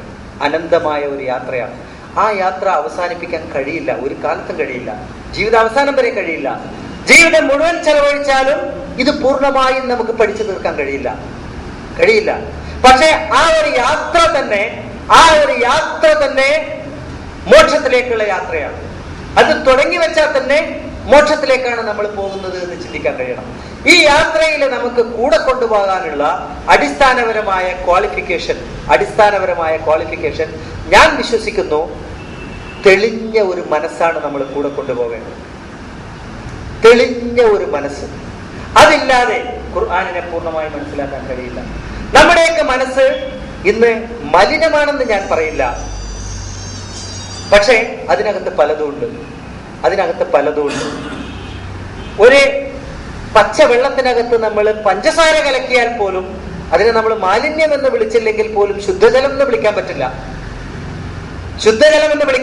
അതിനെ ശുദ്ധമായ പാനീയം എന്ന് പറയാം, പക്ഷെ ശുദ്ധജലമല്ല അത്. കാരണം അതിനകത്ത് കലർപ്പ് കലർന്നു, നല്ലതോ ചീത്തയോ ആയ കലർപ്പ് കലർന്നു. അപ്പൊ ശുദ്ധജലമാണ് ആവശ്യമെങ്കിൽ മനസ്സിനകത്ത് കലർന്നിരിക്കുന്ന എല്ലാ കലർപ്പുകളെയും മാറ്റിവെക്കണം. ഒന്നുകൂടെ വ്യക്തമായി പറയാം, ദൈവത്തെ സംബന്ധിച്ചോ ഖുർആനിനെ സംബന്ധിച്ചോ ഇസ്ലാമിനെ സംബന്ധിച്ചോ ഈമാനിനെ സംബന്ധിച്ചോ കിട്ടിയിരിക്കുന്ന എല്ലാ അറിവുകളെയും മാറ്റിവെച്ചിട്ടാണ് ഖുർആനിലേക്ക് ഇറങ്ങേണ്ടത്. ഇന്നേ വരെ കിട്ടിയിരിക്കുന്ന എല്ലാ അറിവുകളെയും, എല്ലാ തരം അറിവുകളെയും മാറ്റിവെച്ചിട്ടാണ് ഖുർആനിലേക്ക് ഇറങ്ങേണ്ടത്. കാരണം അതിന്റെ 0 മുതൽ 100% വരെ അടങ്ങിയിരിക്കുന്നത് ഈ ഗ്രന്ഥത്തിനകത്ത് മാത്രമാണ്, പുറത്തല്ല. ഇതിന്റെ 0 തുടങ്ങി 100% വരെ, ശതമാനമേ പറയാൻ പറ്റൂ. കാരണം അത് കോടാനകോടിയിലും തീരാത്തതാ. ആ 100% അടങ്ങിയിരിക്കുന്നത് ഈ ഒരു ഗ്രന്ഥത്തിനകത്താണെങ്കിൽ അതിനേക്കിറങ്ങുമ്പം മനുഷ്യന്റെ മനസ്സ്, ആ ഇറങ്ങുന്നവന്റെ മനസ്സ് ഒരു ക്ലീൻ സ്ലേറ്റ് ആയിരിക്കണം. അതാണ് അടിസ്ഥാനപരമായ ക്വാളിഫിക്കേഷൻ. അടിസ്ഥാനപരമായ ക്വാളിഫിക്കേഷൻ ഞാൻ വിശ്വസിക്കുന്നു. അങ്ങനെ നിങ്ങൾക്ക് സ്വീകരിക്കാം, സ്വീകരിക്കാതിരിക്കാം. അങ്ങനെ അല്ലാതെ ഇതിനകത്തേക്ക് ഇറങ്ങിയാൽ പല അബദ്ധങ്ങളും നമുക്ക് പറ്റും. ഈ ഇബാദത്ത് എന്ന് പറയുന്ന അടിസ്ഥാന ആശയത്തെ പോലും തെറ്റിദ്ധരിപ്പിക്കാൻ പലർക്കും കഴിഞ്ഞിട്ടുണ്ടെങ്കിൽ എന്തിനെയൊക്കെ തെറ്റിദ്ധരിപ്പിച്ചിരിക്കാം. ആ തെറ്റിദ്ധാരണയും വെച്ചുകൊണ്ടാണ് നമ്മൾ ഓരോ വാക്കുകളിലേക്കും ഇറങ്ങാൻ പോകുന്നതെങ്കിൽ സത്യം കിട്ടാൻ പോകുന്നില്ല. കലർപ്പ് കലർന്നതേ കിട്ടാൻ പോകുന്നുള്ളൂ. ആ കലർപ്പ് നല്ലതാവട്ടെ ചീത്തയാവട്ടെ, പക്ഷെ കലർന്നത് എനിക്ക് വേണ്ട, കലർന്നത് വേണ്ട, ദൈവം തനതായി തരുന്നത് എനിക്ക് മതി എന്ന് തീരുമാനിച്ചുകൊണ്ട് യാതൊരു കലർപ്പുമില്ലാത്ത മനസ്സുകൊണ്ട് ഇറങ്ങാൻ കഴിയണം. ദൈവത്തിന് നമുക്ക് മനസ്സിലാക്കി തരാൻ കഴിയാതെ അശക്തനൊന്നും അല്ല ദൈവം. ദൈവം ഇതിന് തുനിഞ്ഞിറങ്ങിയിട്ടുണ്ടെങ്കിൽ അതിന്റെ അർത്ഥം തന്നെ എന്താ? ദൈവം നമുക്ക് മനസ്സിലാക്കി തരും. നിങ്ങൾ ഇറങ്ങിയാൽ മതി, ഓരോ മനുഷ്യനും അതിനിറങ്ങിയാൽ മതി. അതിനുള്ള കഴിവില്ലാതെ ദൈവം അതിനിറങ്ങുമോ? അതിനെ സഹായിക്കാൻ ആരെങ്കിലും വേണോ? ഒരാളും വേണ്ട. ദൈവവും പിന്നെ ദൈവത്തിന്റെ സൃഷ്ടിയും, അത് മാത്രമേ വേണ്ടൂ. അങ്ങനെ ഒരു മനസ്സ് കയ്യിലുണ്ടാവണം. രണ്ടാമത്തെ കാര്യം ഒരാളുടെ സഹായവും കൂടാതെ ഖുർആൻ വായിക്കാൻ ശ്രമിക്കണം. നിങ്ങൾ എന്നെ തെറ്റിദ്ധരിക്കരുത്. വലിയ ഉപദേശകനായി നിന്നുകൊണ്ട് ഉപദേശിക്കാൻ ശ്രമിക്കുകയല്ല ഞാൻ ഖുർആൻ എന്നല്ല, ഏതൊരു പുസ്തകവും മനസ്സിലാക്കണമെങ്കിൽ ഈ പറയുന്ന 4 കാര്യങ്ങളും വേണം. ഖുർആൻ മാത്രമല്ല, ഏത് പുസ്തകവും. ടാഗോറിന്റെ ഗീതാഞ്ജലി, അതിനകത്ത് അതിനെക്കുറിച്ച് ഒരാൾ എഴുതിയ വ്യാഖ്യാനം വായിച്ചുകൊണ്ട് ആ പുസ്തകം വായിക്കാൻ പോയാൽ ആദ്യം തന്നെ ചിന്തിക്കുക ഈ വഴിക്കാണ് ഗീതാഞ്ജലി കൊണ്ടുപോകുന്നതാണ്. പണ്ടൊരു സംഭവം ഉണ്ടായിട്ടുണ്ട് അതുപോലെ. പണ്ട് പിന്നെ എലിപ്പത്തായം എന്നൊരു സിനിമ ഇറങ്ങി മലയാളത്തില്. ആ സിനിമയുടെ സംവിധായകൻ അടൂർ ഗോപാലകൃഷ്ണൻ സംവിധാനം ചെയ്ത ഈ സിനിമയെ സംബന്ധിച്ച്, അതിലുള്ള ഒരു രംഗം സംബന്ധിച്ച്, അതിലുള്ള ഒരു സന്ദർഭം സംബന്ധിച്ച് കേരളത്തിലെ വലിയ വിവാദങ്ങൾ ഉണ്ടായി. സന്ദർഭം ഇതാണ്: ഒരു നമ്പൂതിരിപ്പാട് അദ്ദേഹത്തിന്റെ ഇല്ലത്തിന്റെ വരാന്തയിൽ ഇരിക്കുക. ആ വരാന്തയിൽ ഇരിക്കുമ്പം തൊട്ട് മുമ്പിലുള്ള അദ്ദേഹത്തിന്റെ പറമ്പിലുള്ള ഒരു കൊച്ചു തൈത്തെങ്ങ്, അപ്പുറത്തെ പറമ്പിലെ ഒരു പശുക്കുട്ടി വന്നിട്ട് ഇത് കടിച്ചു തിന്നുക. അപ്പൊ ഈ നമ്പൂതിരി തോളത്തിരിക്കുന്ന തോർത്തെടുത്തുകൊണ്ട് ഹേയ് ഹേയ് എന്നിങ്ങനെ ആട്ടും. പക്ഷെ ഇരുന്നെടുത്തുന്ന ആ മനുഷ്യൻ എഴുന്നേക്കുന്നില്ല. ഈ രംഗം കണ്ടിട്ട് പലരും പലതും എഴുതി. ഒരാൾ എഴുതിയ എഴുത്താണ് ഈ സമൂഹം മുഴുവൻ വിശ്വസിച്ചത്. അദ്ദേഹം പറഞ്ഞു ഇത് കമ്മ്യൂണിസത്തെ വിമർശിച്ചതാണെന്ന് പറഞ്ഞു. കമ്മ്യൂണിസത്തെ വിമർശിച്ചതാണ് എന്ന് പറഞ്ഞു. പലരും അത് ഏറ്റുപിടിച്ചു. അന്നത്തെ മുഖ്യമന്ത്രിയായിരുന്ന EK നായനാർ പോലും അതിന്റെ പേരിൽ ഗോപാലകൃഷ്ണനെ വിമർശിച്ചു. അവസാനം ഇതിന് മറുപടി പറയാൻ ഗോപാലകൃഷ്ണൻ തന്നെ ഒരു അവാർഡ് ദാന ചടങ്ങിൽ വെച്ചിട്ട് അദ്ദേഹം പറഞ്ഞു, ഞാൻ വിമർശിച്ചത് കോൺഗ്രസിനെയാണ്. കാരണം ഈ ഇരിക്കുന്ന നമ്പൂതിരിപ്പാട് കോൺഗ്രസ്സാണ്. ഒരു പ്രായം ചെന്ന പാർട്ടി, നൂറ്റാണ്ടുകൾ ആഘോഷിച്ച ഒരു പാർട്ടി. ആ പാർട്ടിക്കകത്ത് ഒരുതരം പഴയ ജന്മിത്ത മനോഭാവമുണ്ട്, അനങ്ങാപ്പാറ നയമുണ്ട്. പണ്ട് ഗാന്ധിജിയും നെഹ്റുവും പോലുള്ളവർ രൂപപ്പെടുത്തിയ ആശയങ്ങളല്ലാതെ മറ്റൊന്നും അതിനകത്തില്ല. അതാണ് ഈ നമ്പൂതിരിയിലൂടെ ഞാൻ ചിത്രീകരിച്ചത്. പിന്നെയോ തൊട്ടു മുമ്പിൽ ഈ ലോകത്തിലെ യുവത്വമുണ്ട്. അതാണ് ആ തൈത്തെങ്ങ്, യുവത്വം. ആ തൈത്തെങ്ങിനെ അപ്പുറത്തെ വീട്ടിലെ പശുക്കുട്ടി വന്ന് തിന്നുന്നതായി ഞാൻ ചിത്രീകരിച്ചത് കമ്മ്യൂണിസ്റ്റ് പാർട്ടിയിലെ ആൾക്കാർ വന്നിട്ട് ഈ യുവത്വത്തെ മുഴുവൻ കൊണ്ടുപോകുമ്പോഴും പ്രതികരിക്കാൻ കഴിയാത്ത ഒരു നമ്പൂതിരിയായി ഇരിക്കുകയാണ് കോൺഗ്രസ് എന്നാണ് ഞാൻ പറഞ്ഞതെന്ന് ആലോചിച്ച് നോക്കണം. ആരോ പറഞ്ഞതാണ് നമ്മളൊക്കെ വിശ്വസിച്ചത്. ഗോപാലകൃഷ്ണൻ പറഞ്ഞതല്ല വിശ്വസിച്ചത്. ഗോപാലകൃഷ്ണൻ പറഞ്ഞതല്ല ആരും അറിഞ്ഞത് മറ്റാരോ പറഞ്ഞതാ. ഇന്ന് ഖുർആൻ പഠിക്കുന്ന നമ്മളും അറിയുന്നത് അള്ളാഹ് പറഞ്ഞതല്ല. ഇതിന് വ്യാഖ്യാനം എഴുതിയവർ, ഇതിന് നിരൂപണം എഴുതിയവർ പറയുന്നതാണ് നമ്മൾ ഇന്ന് അറിഞ്ഞുകൊണ്ടിരിക്കുന്നത്. ഇതില്ലാതിരിക്കണമെങ്കിൽ നിരൂപണങ്ങളും വ്യാഖ്യാനങ്ങളും വായിക്കാതെ ഖുർആനിലേക്ക് ഇറങ്ങണം. നിരൂപണങ്ങളും വ്യാഖ്യാനങ്ങളും വായിക്കാനും. അതുകൊണ്ടാണ് ഞാൻ പറഞ്ഞത് ക്ലീൻ സ്ലേറ്റ്. അല്ലെങ്കിൽ തന്നെ ദൈവം ഇത് ആരുടെ മുമ്പിലാണ് വെക്കുന്നത്? ആശയങ്ങൾ മുഴുവൻ ഉപേക്ഷിച്ചു കൊണ്ടുപോകാനാ അല്ലാഹ് പറഞ്ഞത്. ലാ ഇലാഹ ഇല്ലല്ലാഹ്. ആ തത്വത്തിലുണ്ടത്. ലാ ഇലാഹ, എല്ലാ ഇലാഹിനെയും മാറ്റ് നിന്റെ മനസ്സിൽ നിന്ന്. എല്ലാ ഇലാഹിനെയും ആദ്യം മാറ്റിയിട്ട് ദൈവത്തെ പ്രതിഷ്ഠിക്കണം. ലാ ഇലാഹ ഇല്ലല്ലാഹ്. ആ പറഞ്ഞ ശൈലി തന്നെ ആലോചിച്ച് നോക്കണം. ലാ ഇലാഹ ഇല്ലല്ലാഹ്. മനസ്സിനകത്തുള്ള എല്ലാ വിഗ്രഹങ്ങളെയും എല്ലാ ദൈവങ്ങളെയും എല്ലാത്തരം സ്വാധീനങ്ങളെയും മാറ്റിവെച്ചുകൊണ്ട് ഈ ഗ്രന്ഥത്തിലേക്ക് ഇറങ്ങുക. അപ്പൊ നിനക്ക് കിട്ടും യഥാർത്ഥ ദൈവത്തെ. ആ ദൈവത്തെ കണ്ടറിയണം. ആ ദൈവത്തെ കണ്ടറിഞ്ഞാൽ മാത്രമേ ഈ വിധേയത്വം പൂർണ്ണമാകൂ. അതാണ് നമ്മുടെ അടുത്ത വിഷയം. ദൈവത്തിന് വിധേയപ്പെടണമെങ്കിൽ ദൈവം എന്താണെന്നറിയണം. എന്താണെന്നറിയാത്ത ഒന്നിന് വിധേയപ്പെടാൻ മനുഷ്യന്റെ മനസ്സ് കൂട്ടാക്കില്ല. ആ ഒരു അപര്യാപ്തത മനുഷ്യന്റെ മനസ്സിൽ ഇന്നുണ്ട്. ഇൻഷാ അല്ലാഹ് നമുക്ക് അടുത്ത് അതിലേക്കാണ് പോകേണ്ടത്. ഈ ഖുർആനിലേക്ക് ഇറങ്ങുമ്പോൾ രണ്ടാമത് ഈ ഗ്രന്ഥത്തെ സ്വയം വായിക്കാനുള്ള ഒരു മനസ്സുണ്ടാവണം. സ്വയം വായിക്കാൻ. മൂന്നാമതായിട്ട് വായിച്ചു കഴിഞ്ഞിട്ട് അതിനെക്കുറിച്ച് ചിന്തിക്കാൻ. കാരണം ഈ ദൈവമെന്ന് പറയുന്ന അസ്തിത്വം, ശക്തി, ആ സ്വത്വം ഒരിക്കലും മനുഷ്യന്റെ ഇന്ദ്രിയങ്ങൾക്ക് വിധേയപ്പെടുന്നതല്ല, പഞ്ചേന്ദ്രിയങ്ങൾക്ക് വിധേയപ്പെടുന്നതല്ല. ആ സ്വത്വത്തെ മനസ്സിലാക്കാൻ രണ്ട് വഴികളെ ദൈവം മനുഷ്യന് തന്നിട്ടുള്ളൂ. ഒന്ന് അവന്റെ ദൃഷ്ടാന്തങ്ങൾ, രണ്ട് അവന്റെ ബുദ്ധി. ഇത് രണ്ടും ഉപയോഗപ്പെടുത്തിയല്ലാതെ ദൈവത്തിലേക്കുള്ള യാത്ര പൂർത്തീകരിക്കാൻ കഴിയില്ല. അതുകൊണ്ട് വായനയ്ക്ക് ശേഷം പര്യാലോചന, അവസാനമായി ആ പര്യാലോചനയിലൂടെ കണ്ടെത്തുന്ന തത്വങ്ങൾ ജീവിതത്തിൽ പ്രയോഗിക്കണം. പ്രാക്ടീസ്. ഈ 4 തത്വങ്ങളിലൂടെ മാത്രമേ ഏതാശയവും ഉൾക്കൊള്ളാൻ പറ്റൂ. നിങ്ങൾക്ക് ചിന്തിച്ചു നോക്കാം. ഏതാശയവും. എനിക്ക് എൻ്റെ മുമ്പിലിരിക്കുന്നവരോട് പറയാനുള്ളത് അതേ ഉള്ളൂ. ഒരാളുടെ സഹായവും ആവശ്യമില്ല. ഈ പീഠത്തിന്റെ പോലും ആവശ്യമില്ല. ഈ ഖുർആനും സ്വന്തം ബുദ്ധിയും ഉണ്ടെങ്കിൽ ദൈവത്തിലേക്ക് എത്താം. അല്ലെങ്കിൽ അങ്ങനെ എത്താൻ കഴിയില്ലെങ്കിൽ ഞാൻ വിശ്വസിക്കുന്നു ആ ദൈവത്തിന് പൂർണ്ണത അവകാശപ്പെടാൻ കഴിയില്ല. ചിന്തിച്ചു നോക്കണം. ദൈവം ഒരു ഗ്രന്ഥം കൊടുത്തു, തലച്ചോറും കൊടുത്തു. അത് രണ്ടും കൊണ്ട് മാത്രം ദൈവത്തിലേക്ക് എത്താൻ കഴിയുന്നില്ലെങ്കിൽ പിന്നെ പൂർണ്ണത അവകാശപ്പെടാൻ കഴിയില്ല. അവിടെ ഒരു അപൂർണത. കാരണം ആ ആശയത്തെ സഹായിക്കാൻ ഒരു വ്യക്തിയുടെ സഹായം വേണ്ടി വന്നെങ്കിൽ ഒരു അപൂർണത അവിടെ ഉണ്ടാവും. അതുകൊണ്ടാണ് ഞാൻ പറഞ്ഞത് ഈ 4 തത്വങ്ങളിലൂടെ നമുക്ക് പറ്റാം. Simple. Clean out every corner of your mind. Clean out every corner of your mind and creativity will instantly fill it.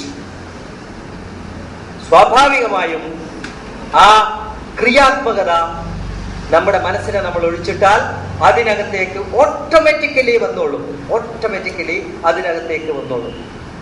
അതേ ചെയ്യേണ്ടത്. അങ്ങനെ ശൂന്യമായ മനസ്സുമായി, തെളിഞ്ഞ മനസ്സുമായി, ഒഴിഞ്ഞ മനസ്സുമായി നമ്മൾ അങ്ങോട്ട് ഇറങ്ങിച്ചെന്നാൽ, ആ ഖുർആൻ വായിക്കാൻ ശ്രമിച്ചാൽ, അതിനെക്കുറിച്ച് ചിന്തിക്കാൻ ശ്രമിച്ചാൽ, ചിന്തിച്ച് മനസ്സിലാക്കിയത് പ്രാക്ടിക്കലാക്കാൻ ശ്രമിച്ചാൽ, അവിടെ പൂർണ്ണമാകുന്ന ആശയത്തെയാണ് ദൈവം ദീൻ എന്ന് വിളിക്കുന്നത്, ഇസ്ലാം എന്ന് വിളിക്കുന്നത്, ഈമാൻ എന്ന് വിളിക്കുന്നത്, എല്ലാം വിളിക്കുന്നത് അവിടെ പൂർണ്ണമാകുന്ന ആശയത്തെ. അത് കണ്ടെത്താൻ നമുക്ക് കഴിയണം. അതിനായിരിക്കണം നമ്മുടെ ശ്രമം എന്ന് മാത്രം ഉത്ബോധിപ്പിച്ചുകൊണ്ട് ഞാൻ നിർത്തുന്നു. അസ്സലാമു അലൈക്കും.